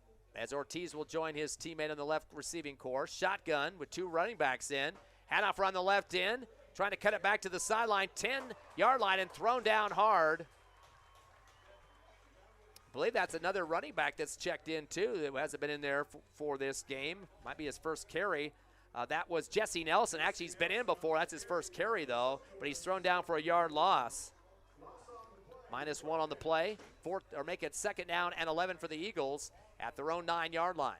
Man, you want to be able to make plays at this time, man. Keep it going. Keep pushing forward. Don't put your head too much in the game and what it looks like, but you want to be able to make plays. Nelson and Hill in the backfield splitting the difference around the shoulders of Medrano. We got a flag. We had a man in motion coming to the left side, and it looks like there was too many in the backfield, so they're going to call the 5-yard penalty against the Eagles. So that's 2 penalties here quickly for Hobbs. And they're going back further and further towards their defensive end zone here. That'll be a 5-yard. They can get that one too because it doesn't have to be half the distance as they started from the 11. Make it the 12. So back of the 5 now after a 5-yard penalty marked off. Be 2nd down and 16 for the Eagles. Got to get to the 21.5-yard line. Back to a shotgun is Medrano at the goal line. He's got 2 running back on both right and left shoulders. Receiver left and right. We see the receiver on the far right side was stumbling around there, wanting to go in motion, but then stopped and then moved around some more.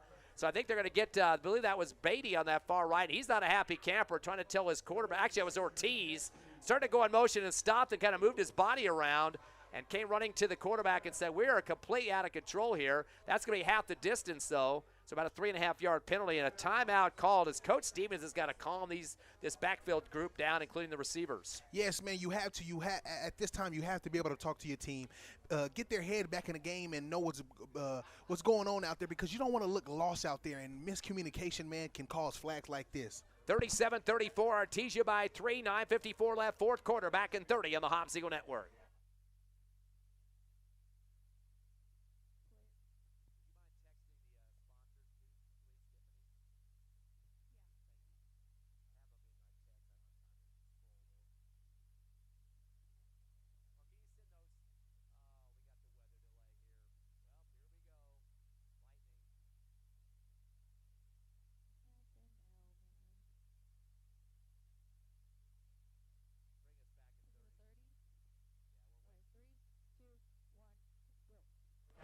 Back here at the Bulldog Bowl, some bad news here. They just called a weather delay. That's due to the lightning. They don't stop on the rain situation if it's just regular rain, but lightning within about a mile of the field is considered a delay. So 30 minutes going to be added for the delay here at the Bulldog Bowl. The more lightning they get, they'll add on some more time to that. So 30 minutes at least here from the Bulldog Bowl.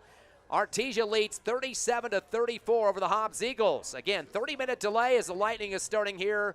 We held off for a few quarters, but not this time around here in the fourth. 9:54 left in the fourth. Again, Artesia 37, Eagles 34. At least a 30-minute delay from Artesia. We'll give you updates here on the Hobbs Eagle Network.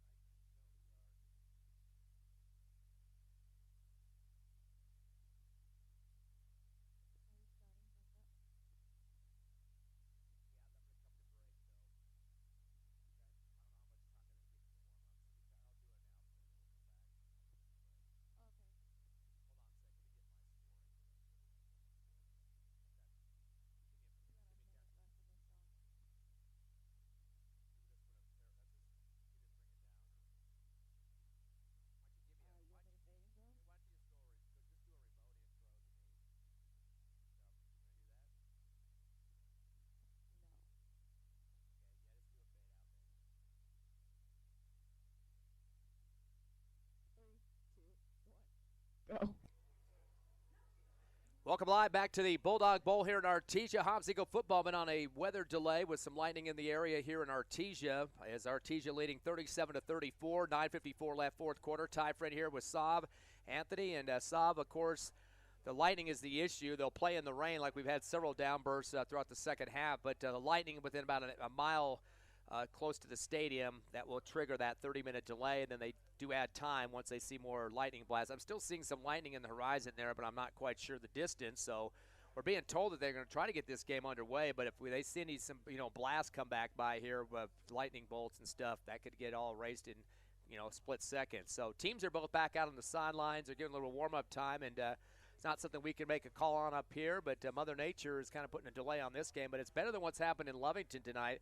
They tried to start the game first quarter, and it stopped, and started again, and had to stop it again. And right now, Lovington and Portales, I think it was 15-6 the last time I heard. That game is under question right now. And again, that's kind of an arch rival battle. But those two teams used to play in the same district. But this one's a big battle rivalry as well. But only a 3-point ball game, and the problem with it is Artesia has the lead here right before the delay happened. The delay of the game, man, a little bit, man, just to keep our players' safety and everything like that, man, it was good. But, man, it's good that both teams are back out, man, and that they got the adrenaline rushing and everything like that, and that they're ready to go and ready to come out and play. Hopefully this delay didn't make their bones kind of stagnant a little bit where they like, oh, man, I'm exhausted a little bit. But hope both teams come out here and play, but that Hobbs need to move up the field this go-round, and let's get back in game time. Yeah, they're ready to play right now. I thought they were going to wait a second more to get everybody lined up, but no, it's going to be Hobbs football as they're facing a 2nd and 18 on the 3-yard line. They go up the middle with the handoff across the 3, close to the 5, about a 2-yard pickup. And again, that ball is going to be kind of slick as they had some water on there for a while with a couple of downpours we had. Double checking to see who our players are out there. We've had some interchanging running backs, of course. I believe that was Nelson getting the 1-yard pickup. So he's got 2 carries for no yards now as he was -1 just a second ago. So now the Eagles facing a 3rd down and 16 on the 5-yard line. Shotgun to the goal line. Fake the handout. Throw it down the middle on the post to the 15, but it goes through the hands of the intended receiver. That was Beatty. Actually, that's Ortiz, not Beatty. He stretched out his fingertips in the air, but it went right through him as coming off the pass from Madrano, incomplete. So now the Eagles are going to have to punt this ball away, and they're deep in their territory, too, at the 5-yard line. So it's going to pin back the kick close to the back of the end zone. Man, at times like this, man, I know coming off the delay sometimes, man, it can kind of, bring you back a little bit. But you still want to be able to take it up a notch and not give up yet, man. We still got 9 minutes within the fourth quarter, and you still got a chance to be able to make some great plays. Jaden Taylor does a sidewinder kick, came off his foot, kind of a shank. It's going to take a good roll, though, but not quite to the 50. It'll stop at the 49 in Hobbs territory. So Artesia's going to have a chance to try to move it and score here to extend their lead. Right now here in the 4th, 9:05 remaining. Artesia leads Hobbs 37-34. It's been kind of a back-and-forth affair since the start. The biggest lead in this game, though, is Artesia in the first half. We're up by 9. Yes, man, and the thing about it, man, it's been great plays and a good game on both sides of the ball. And so, man, the defense is going to have to be able to, pick it back up, bring that fire back up, and be able to bring pressure to the offense and make some plays. Artesia 1st and 10 from the Hobbs 49. They go twins left, 2 receivers right. Shotgun back to Warren at the 45 in Artesia territory, but there's a whistle, offside penalty on the snap of the football. The line judge here on the near side in front of Artesia giving that to Hobbs. That is the 16th penalty for 124 yards, more than a football field for the Eagles. That's the same situation we saw last week, although they did defeat Lovington at home on that one. Man, mistakes like that need to be talked about because, 124 yards in penalties, hey, man, that's kind of bad, man. But remember, mistakes are necessary for growth, so hope they can grow at this time and at this hour. 1st down and 5 from the 45 of the Eagles. They go with the handoff to Park. Angle right, gets a block to the 40, gets spun around, continues to move the pile. There's about 6 white jerseys on it for the Eagles, and 1 running back, Para, taking a one-man wrecking show going on there.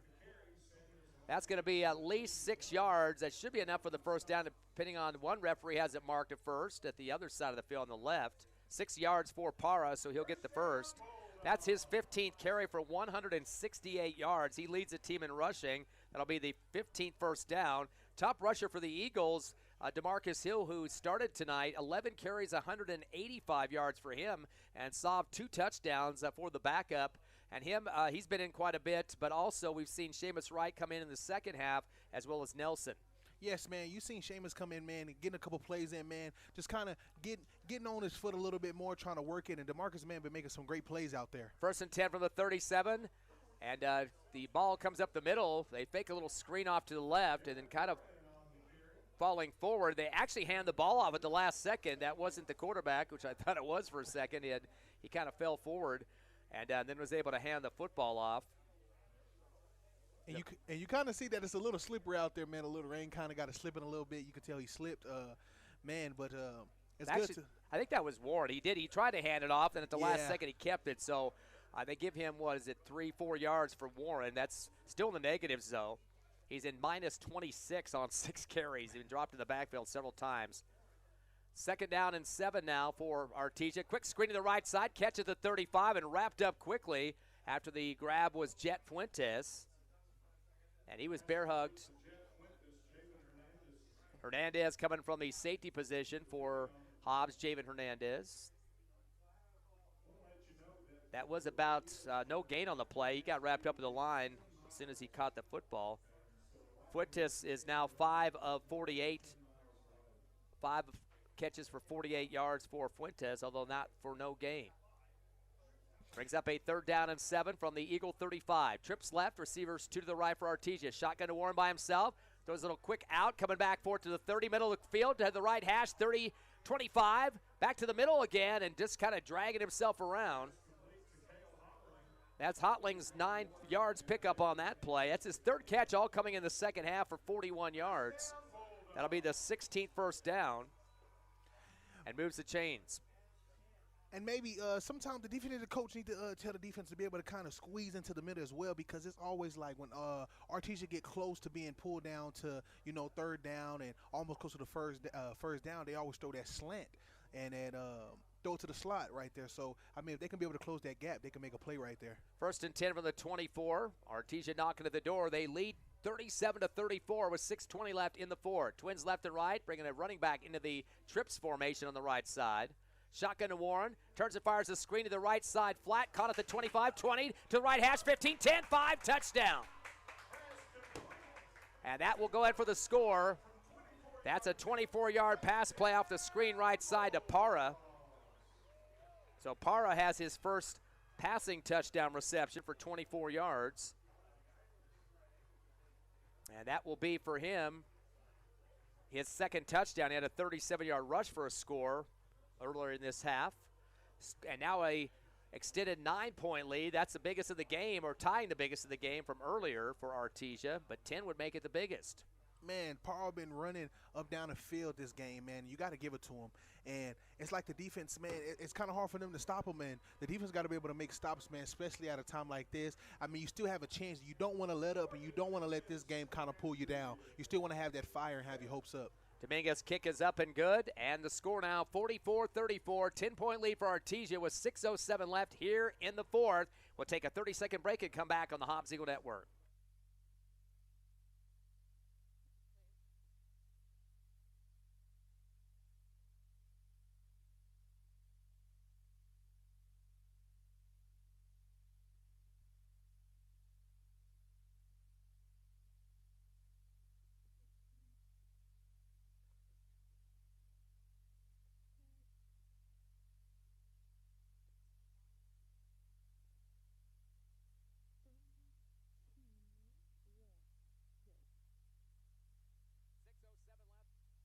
Fourth quarter, 6:07 remaining, 44-34. Artesia leading now over the Eagles by 10 after a 24-yard pass from Warren to Parra.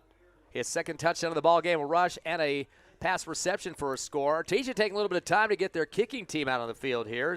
The tee's getting thrown by Coach Maupin, bounces off a player and rolls back about 10 yards. I'll have to track that down. They switched up from the orange tee, the old-fashioned type, to the black rubber block there at the 40-yard line. So Hobbs will try to return here. Seen a couple starburst returns, but with the water and the rain and stuff, you kind of wonder if they're going to try to stick away from that. Both teams have been doing fair catches with the last few kickoffs. They're going to go with the starburst as it will be handed off around the right end to the 15, 20, far right hash, 30 to the sideline and slamming out of bounds. Almost getting out. He slid into that sideline. That was Adrian Moore on the return from back to about the 28. So looks like about 23 yards on the return. And Hobbs football, but they don't have a lot of clock left here in the fourth. 5:58 remaining and down by 10. Man, anything can happen at this time, man. The impossible can happen, but the offense got to come out here and redeem themselves and just move up the field. And Coach Stevens is going to have some make some great plays, and the players going to have to be able to take it up a notch. 1st and 10 from the 30. Twins left and right. Madrano back in the shotgun. Good snap. Stays in the pocket. He's going to throw the fade route to the far right side over the shoulder. Caught at the 40-yard line. That's going to be about 35 yards. As coming up with the snag over the shoulder, Justice French. So French 35 yards. That'll move the chains. That's the Eagles' 7th catch of the ball game, the 2nd of the second half. 9 first downs for Hobbs. Now at the Artesia 38-yard line. Still down by 10 with 5:45 remaining. Twins left and right. Shotgun for Madrano. Claps his hands. Hands the ball up the middle. No, he keeps it. Ran around the right end. Good fake. Got me biting on that one. Gets down to the 32 on a quarterback keeper. And he's going to get 6. So Madrano now 9 carries for 48 yards. He has a touchdown, 11-yard run before. And now a 2nd down and 4 for the Eagles at the 33. Shotgun to get to Madrano on a Twins left and right. There's a penalty in the backfield. They're going to call a false start on Hobbs. And that's going to be 17 penalties in this game for 129 yards. Man, you never want to be able to have more than at least 5 penalties in a game, and 17, man, it kind of shows a lack of communication, especially jumping on side and everything. We just got to be communicative with our team. Artesia 7 penalties for 75 yards. 2nd down and 9 from the 37. Back to pass. Madrano going to fire the out route, a high one. Ricochets off the hands at the 32 and getting up as high as he could on the ladder that time. The receiver in front of the Hobbs Eagle bench and kind of just threw his head up in the air to try to get a little bit more leverage to get up as that pass was intended for Adrian Mora. Incomplete. Hobbs now 7 of 19 in the passing game. Not the best passing night, although Beatty has caught a couple of passes for 63 yards. 35-yarder to French, 3 for 55 for Ortiz. And 3rd down and 9 for the Eagles. From the 37, delay handoff. Stutter step off to the right side. Cut back to the 30, 25, and knocked out at the 24-yard line. Hill's going to get 12 on that one. He's got 12 carries now for 197, just shy of the 200 mark tonight. Man. He's been doing amazing things out here tonight, and making plays. And, man, he still have time to keep going up the field, man. Great run by Hill. Oh, we got a false start by the receiver on the far right in front of the Hobbs Eagle bench. Front of the home or the away crowd for Hobbs, and got a little bit of happy feet out there. That was Justice French, I believe, for a 5-yard penalty. 18 penalties now for 134. As that will back the Eagles up to the 29-yard line. Got to get to the 14, so 15 yards to make it at 4:41 and ticking here in the 4th. 10-point deficit for Hobbs. Trips left, receiver now go Beatty to the right side of the motion. That's doubles over there. Rolling right, Madrano going to fire it to the right side. A diving attempt for the out route. Ooh, it's caught in the fingertips that time at the 21, Superman style.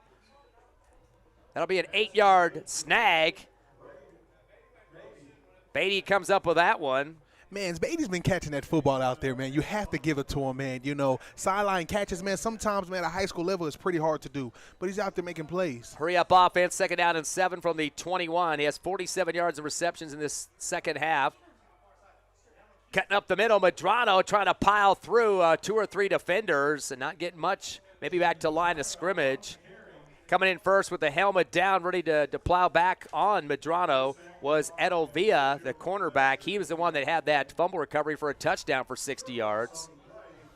3rd down and 7 now from the 21. Mentioned Beatty with 3 catches in this game for a total of 71 yards. Twins left and right.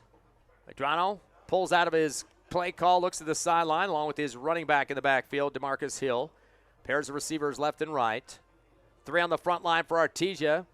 Fake the handoff, fire down the middle, post route in the end zone for the touchdown. Big time catch, 21-yarder, wide open. Nice right on the post there for Braddock Beatty. 21-yard touchdown. And Beatty's second TD of the game. He had a 24-yarder in the first half. And way to make a play by Madrano and Beatty, man. It's just that great communication and that chemistry right there, man. And when you have that chemistry and that communication, you make plays like that. Touchdown Eagles. 4 catches, 92 yards, and 2 touchdowns for Beatty. Of course, he had that big reverse last week against Lovington. But he scores a TD on this one, important one, down by 4. Got to get this PAT, and Beatty's going to be the man to kick. Ooh, a high snap, and almost got blocked. Little curve on the kick just inside the left upright. Boy, did he dodge a bullet on that one. He had 2 guys swinging at the feet, trying to knock that out of the air, and one guy getting a swat at that. We just mentioned him a second ago. That's Edel Villa again. He's definitely been a factor inside, and that will make it a 3-point ball game. 3:53 left, fourth quarter. Artesia 44, Eagles 41. One of these teams will be undefeated, 2-0. One will go home or stay home with a 1-1 record. We'll see what's going to happen here in 30 seconds.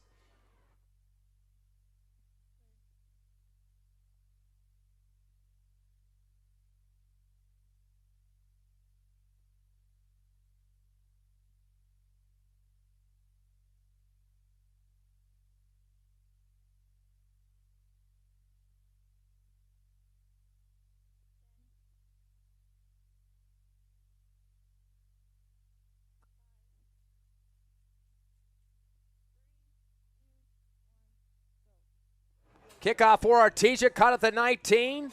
Fake the handoff on the starburst, rolling up to the right side, 25, 30. Near sideline, Artesia bench, 35, 40, 45, 50. 2 to beat, 45, 40. Gets through another defender, 1, 2, 30, 25, 20, 15, 10. 5, touchdown. Wow, he just slipped through about 3 or 4 guys trying to tackle them into the Hobbs Eagles side of the field. They're going to call that an 80-yard return. And so the score for Artesia, right after Hobbs had scored. I believe the return man on that one was Bryce Para. So a big kickoff return for the running back. Man. We got to be able to stop returns like that, man. But great run by Pura. Man, he's been killing the game out there, man. You got to give it to him, man. And we got to be able to stop plays like that. Waiting for the kick, almost blocked for the Eagles. Dominguez gets it through, trying to get a swipe at Adrian Mora. But it will go back to a 10-point lead for Artesia, 51-41. 3:34 left, fourth quarter, back in 30 seconds on the Hobbs Eagle Network.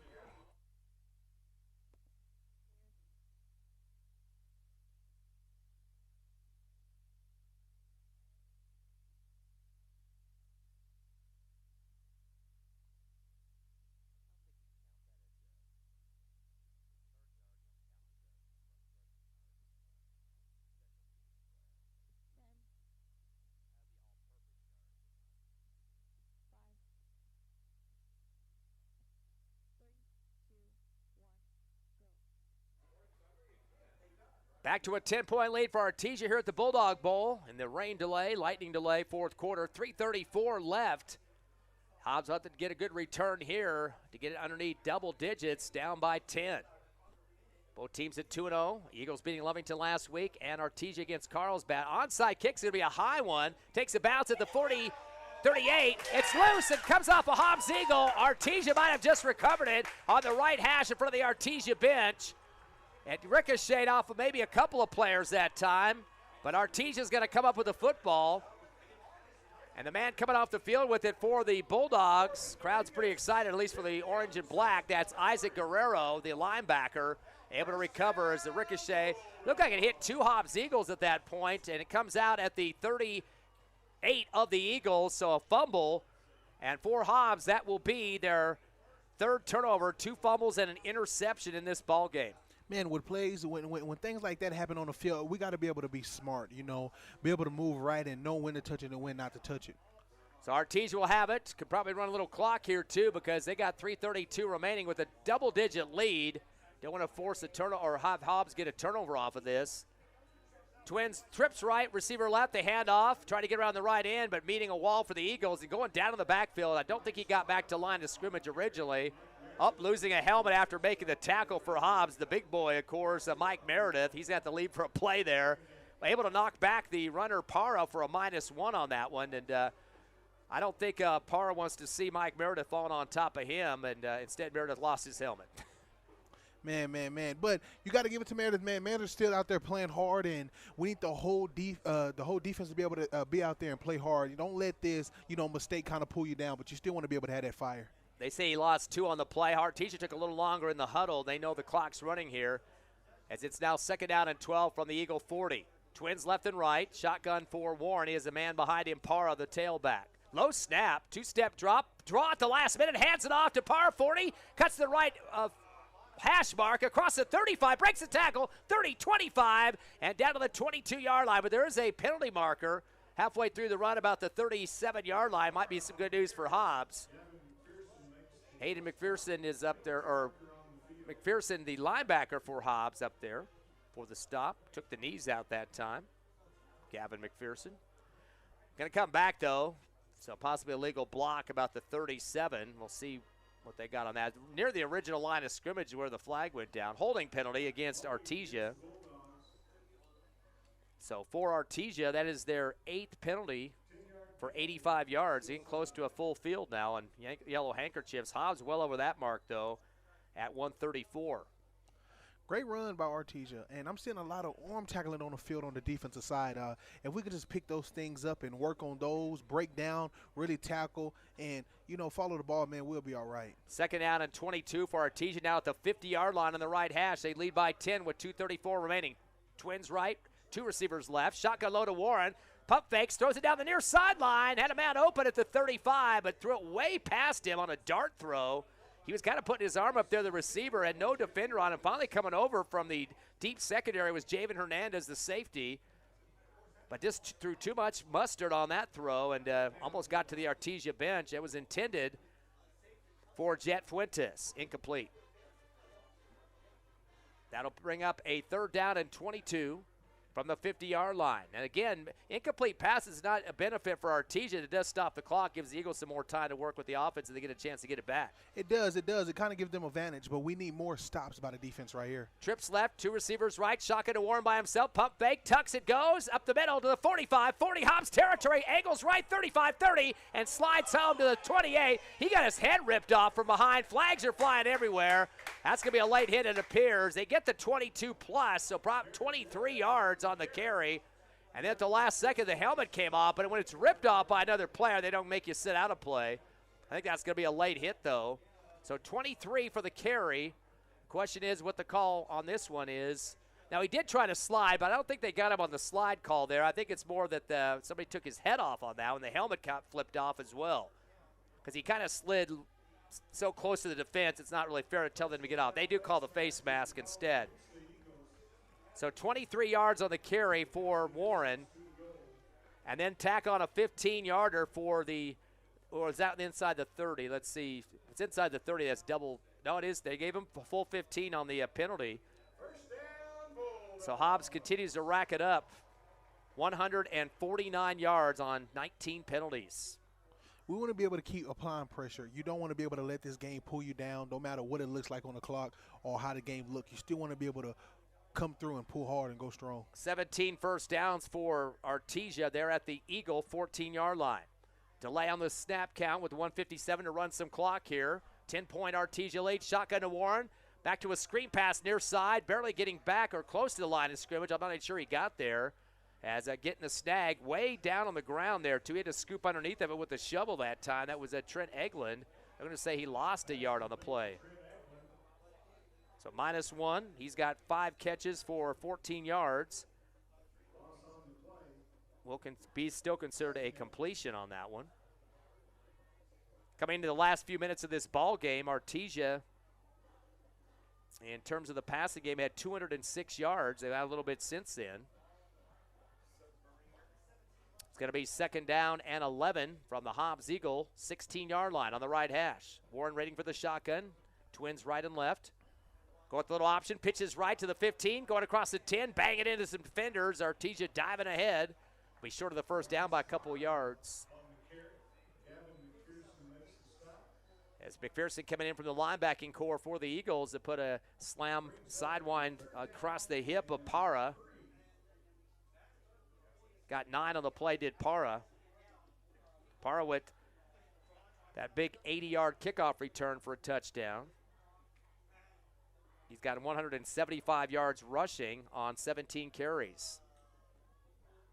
Third down and about 2.5, close to 3. Letting the clock run, though. We're under 30 seconds, down to 26 now at the Eagles' 7-yard line. They can get a first down at the 4. On the right hash, shotgun, pitch it left. Coming around the end is Para. Cuts it back to left hash. 10-5, touchdown. And that's going to be a 7-yard run for the Artesia Bulldogs. Oh, there's a penalty, though. I'm not sure if I saw the flag until the end zone, so it might have been after the our dead ball foul, but that was a touchdown originally there. Whitecaps got a holding penalty, so that's coming back. 10-yarder against Artesia. They're getting close to 100 yards in penalties. That's their 9th flag for 95 yards. Man, I've been seeing a lot of penalties these game, man, on both sides of the field, man. One hurt the other, man, but man, a lot of arm tackling that I'm seeing out there on the defense, man. Poor been running the ball, man, and getting yards, and we have to be able to make stops as a defensive team. 12 seconds remaining, fourth quarter. Lightning starting up again. I think they're going to get this one done. 51-41 Artesia. They're down in 13. A kneel down for Warren. He's going to take a loss on that one. 5-yard minus on Warren. That should be the last play of the ball game. It was late. It was rain and lightning delayed here in the 4th, but Artesia is going to hold on and pick up the 10-point win, 51-41. 92 points scored in this game. That's more than last year's total of 84. And it didn't look like it was going to get that much. I mean, we saw some seesaw scoring, but 92 points on the scoreboard in this one. And Artesia goes to 2-0. Hobbs drops to 1-1. Wow, man. But it was a great game, man. It was a great football game, man, to watch and see and sit here and be here to be in this experience, man. Unfortunately, Hobbs didn't come out to get the dub, man. Artesia got the dub. And so, man, 51-41, man, it was a good game. We'll take a 3-minute break. The post-game show coming up. Again, 51-41. Artesia defeating the Hobbs Eagles here at the Bulldog Bowl in Artesia. Stay with us. The action continues on Cool 95.7, HobbsAmerica.com, and the YouTube Hobbs Sports page.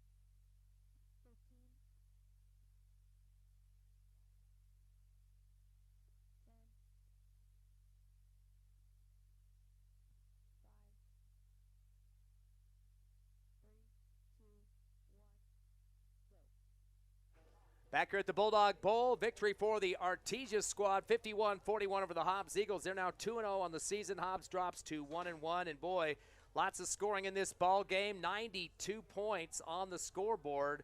That's more than last year's 84. Hobbs winning that one at Watson Stadium, 44-40. So, boy, lots of production here in this ball game. Delay because of lightning in the fourth quarter, about 9.5 minutes remaining, and Artesia came back and really put on the scoring. They had the last two touchdowns of the ball game. Para got a 37-yard run, and then Para once again getting a pass play as well for 24 yards. So he had the final two touchdowns of this ball game to put the game in the books. And Hobbs got it down to 3, but unfortunately gave the ball back to Artesia after I think it was a punt situation, and then it went for Artesia the couple of scores that they got to put it in the books. So lots of offensive production in this game. We saw some good penetration, though, from the Hobbs Eagle defense as well, and some good offensive line work, too, to break open some runs for Hill, who was in the starting role in replacing, of course, our big-time back from last week who racked up big-time yardage, Seamus Wright, who did see some time in the second half after dealing with an ankle injury. Yes, man. We've seen some great plays on both sides of the ball, on defense and offense, man. The offense stepped up, man, especially on the passing game from what I've seen from last game.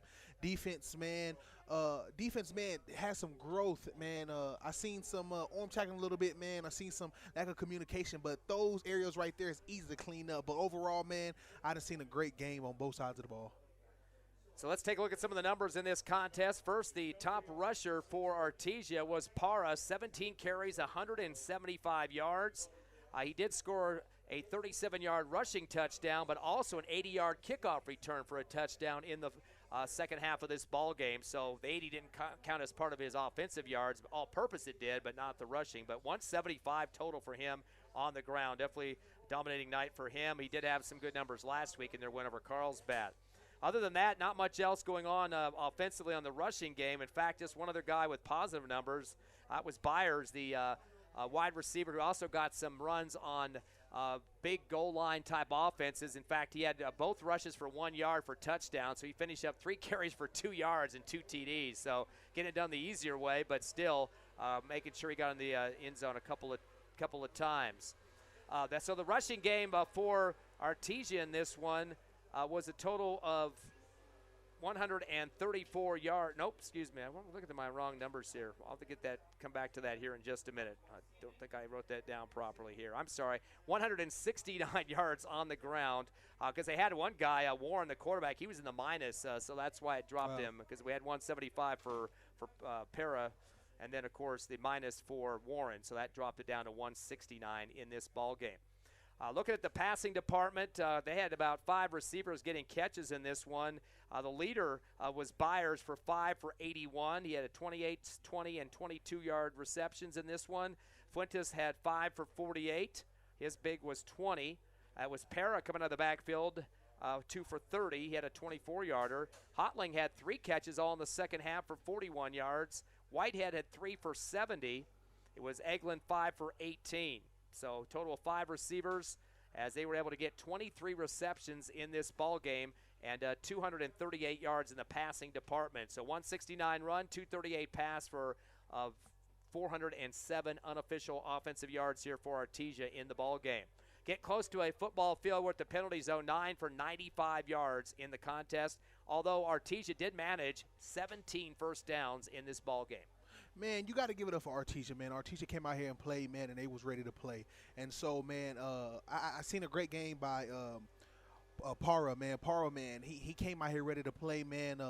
Man, great kid, man, excellent kid, man, athletic, man, and just moving up the field, man, and I love it, man. And the great thing about Artesia, man, even though all those penalties, they had in the game, they still managed to be able to make it up for themselves, and so that's what you want to see. You want to be able to see yourself make mistakes, but also grow from them at the same time. Other side of the coin for the Hobbs Eagles, getting close to 200 yards rushing. DeMarcus Hill coming in as a starter, of course, for Seamus Wright, who was out with an ankle injury, at least in the first half. He did see some time in the second. But Hill, 12 carries, 197 yards. He had 166 at the half alone, 84-yard touchdown, and a 36-yard rushing touchdown, 2 TDs in the first half. So great job for Hill stepping it up tonight. Medrano had 9 carries for 48 yards, had an 11-yard touchdown rush in the second half, so definitely helping out the Eagles' cause. And we also had Seamus Wright in the second half, had 4 carries for 6 yards, again dealing with that ankle injury. Hobbs finishing up with 250 rushing yards unofficially in this ball game. In the passing department, kind of a quiet night like last week. Braddock Beatty, though, 4 catches for 42 yards. He had a late one for 21 yards, and an earlier touchdown as well for 24, so he finished up with 2 TDs and those 42 yards. Justice French, 2 catches for 34. His long was a 35-yarder. And Ortiz had a 33-yard touchdown to start the game, and then he had a pair of first down catches for 11 yards each, 3 for 55 for him. So only 3 receivers coming down with catches for Hobbs in this ball game. They finished 9 of 21 in the passing game at 181 yards of reception. So 431 total yards in the ball game compared to 407 for Artesia. So they got more yards than Artesia, but of course the Bulldogs got 10 more points for the W. Biggest problem for the Eagles, although they did get 10 first downs, their biggest problem was penalties, 19 for 149 yards. So about a field and a half of handkerchiefs flying here at the Bulldog Bowl.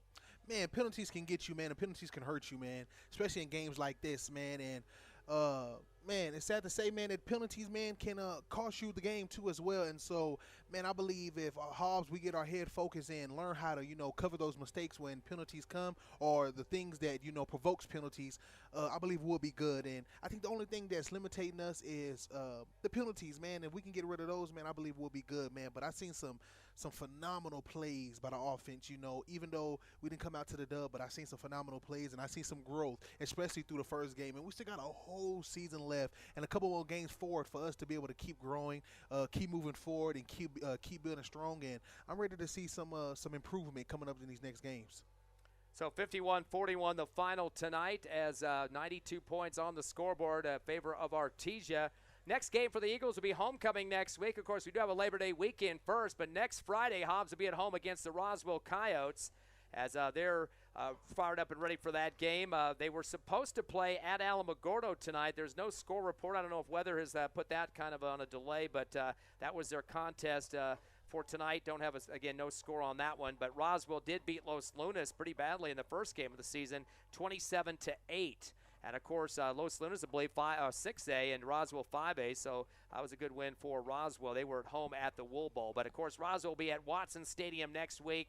Again, they are the defending 5A state champs. They beat Artesia last year by double digits there at the Wool Bowl for the championship game. So that should be an exciting one. Don't have an update again on that Alamogordo score, whether that did get finished tonight, but that is the deal for next week. We'll have the pregame at 6:45, Friday kickoff at 7.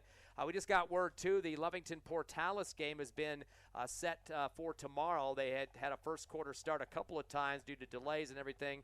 I believe Lovington was up 15-6 or something at that point, but they will finish that up at 2 o'clock tomorrow. That will be in Wildcat Stadium in Lovington, so you can look forward to that. Quickly on some Lee County games that I had numbers on, I believe, I know Eunice got a win over Estancia. Was one of the games, and I know Jow was defeated by who they play tonight? Boy, lost my scorecard here. Tiffany just gave me all the updates, and then I just blow it right now at the end. So let me see. Yeah, here we go. Sorry about that. Jow losing to Santa Rosa 32-14. Also, it was Eunice squeaking by Estancia 40-36. And that score I was giving you about Lovington in Lovington, about the Wildcats leading Portales 15-6 in the first. And that'll again reschedule for 2 o'clock at the score it is right now tomorrow at Lovington Stadium. One other game tomorrow, Tatum and Rama going at it. That's an 11 o'clock start. Now we're going to have coverage of both of those games, Tatum and Rama. That'll be on HobbsAmerica.com and YouTube, Tatum Sports page, and then Lovington again back on HobbsAmerica.com and the YouTube Lovington Sports page. So you can get both of those games tomorrow on our No Mark broadcasting stations. Well, Saab, that's it here. We're one of the last peoples in the press box. And, of course, the Eagles losing 51-41, but they're going to be ready for homecoming. Exciting time. A lot of fans will be out there at Watson Stadium to root on the Eagles regardless of the game tonight. Yes, man. It's been good, man. It's been great, man. It was lovely to watch some great football, man, on this great Friday night.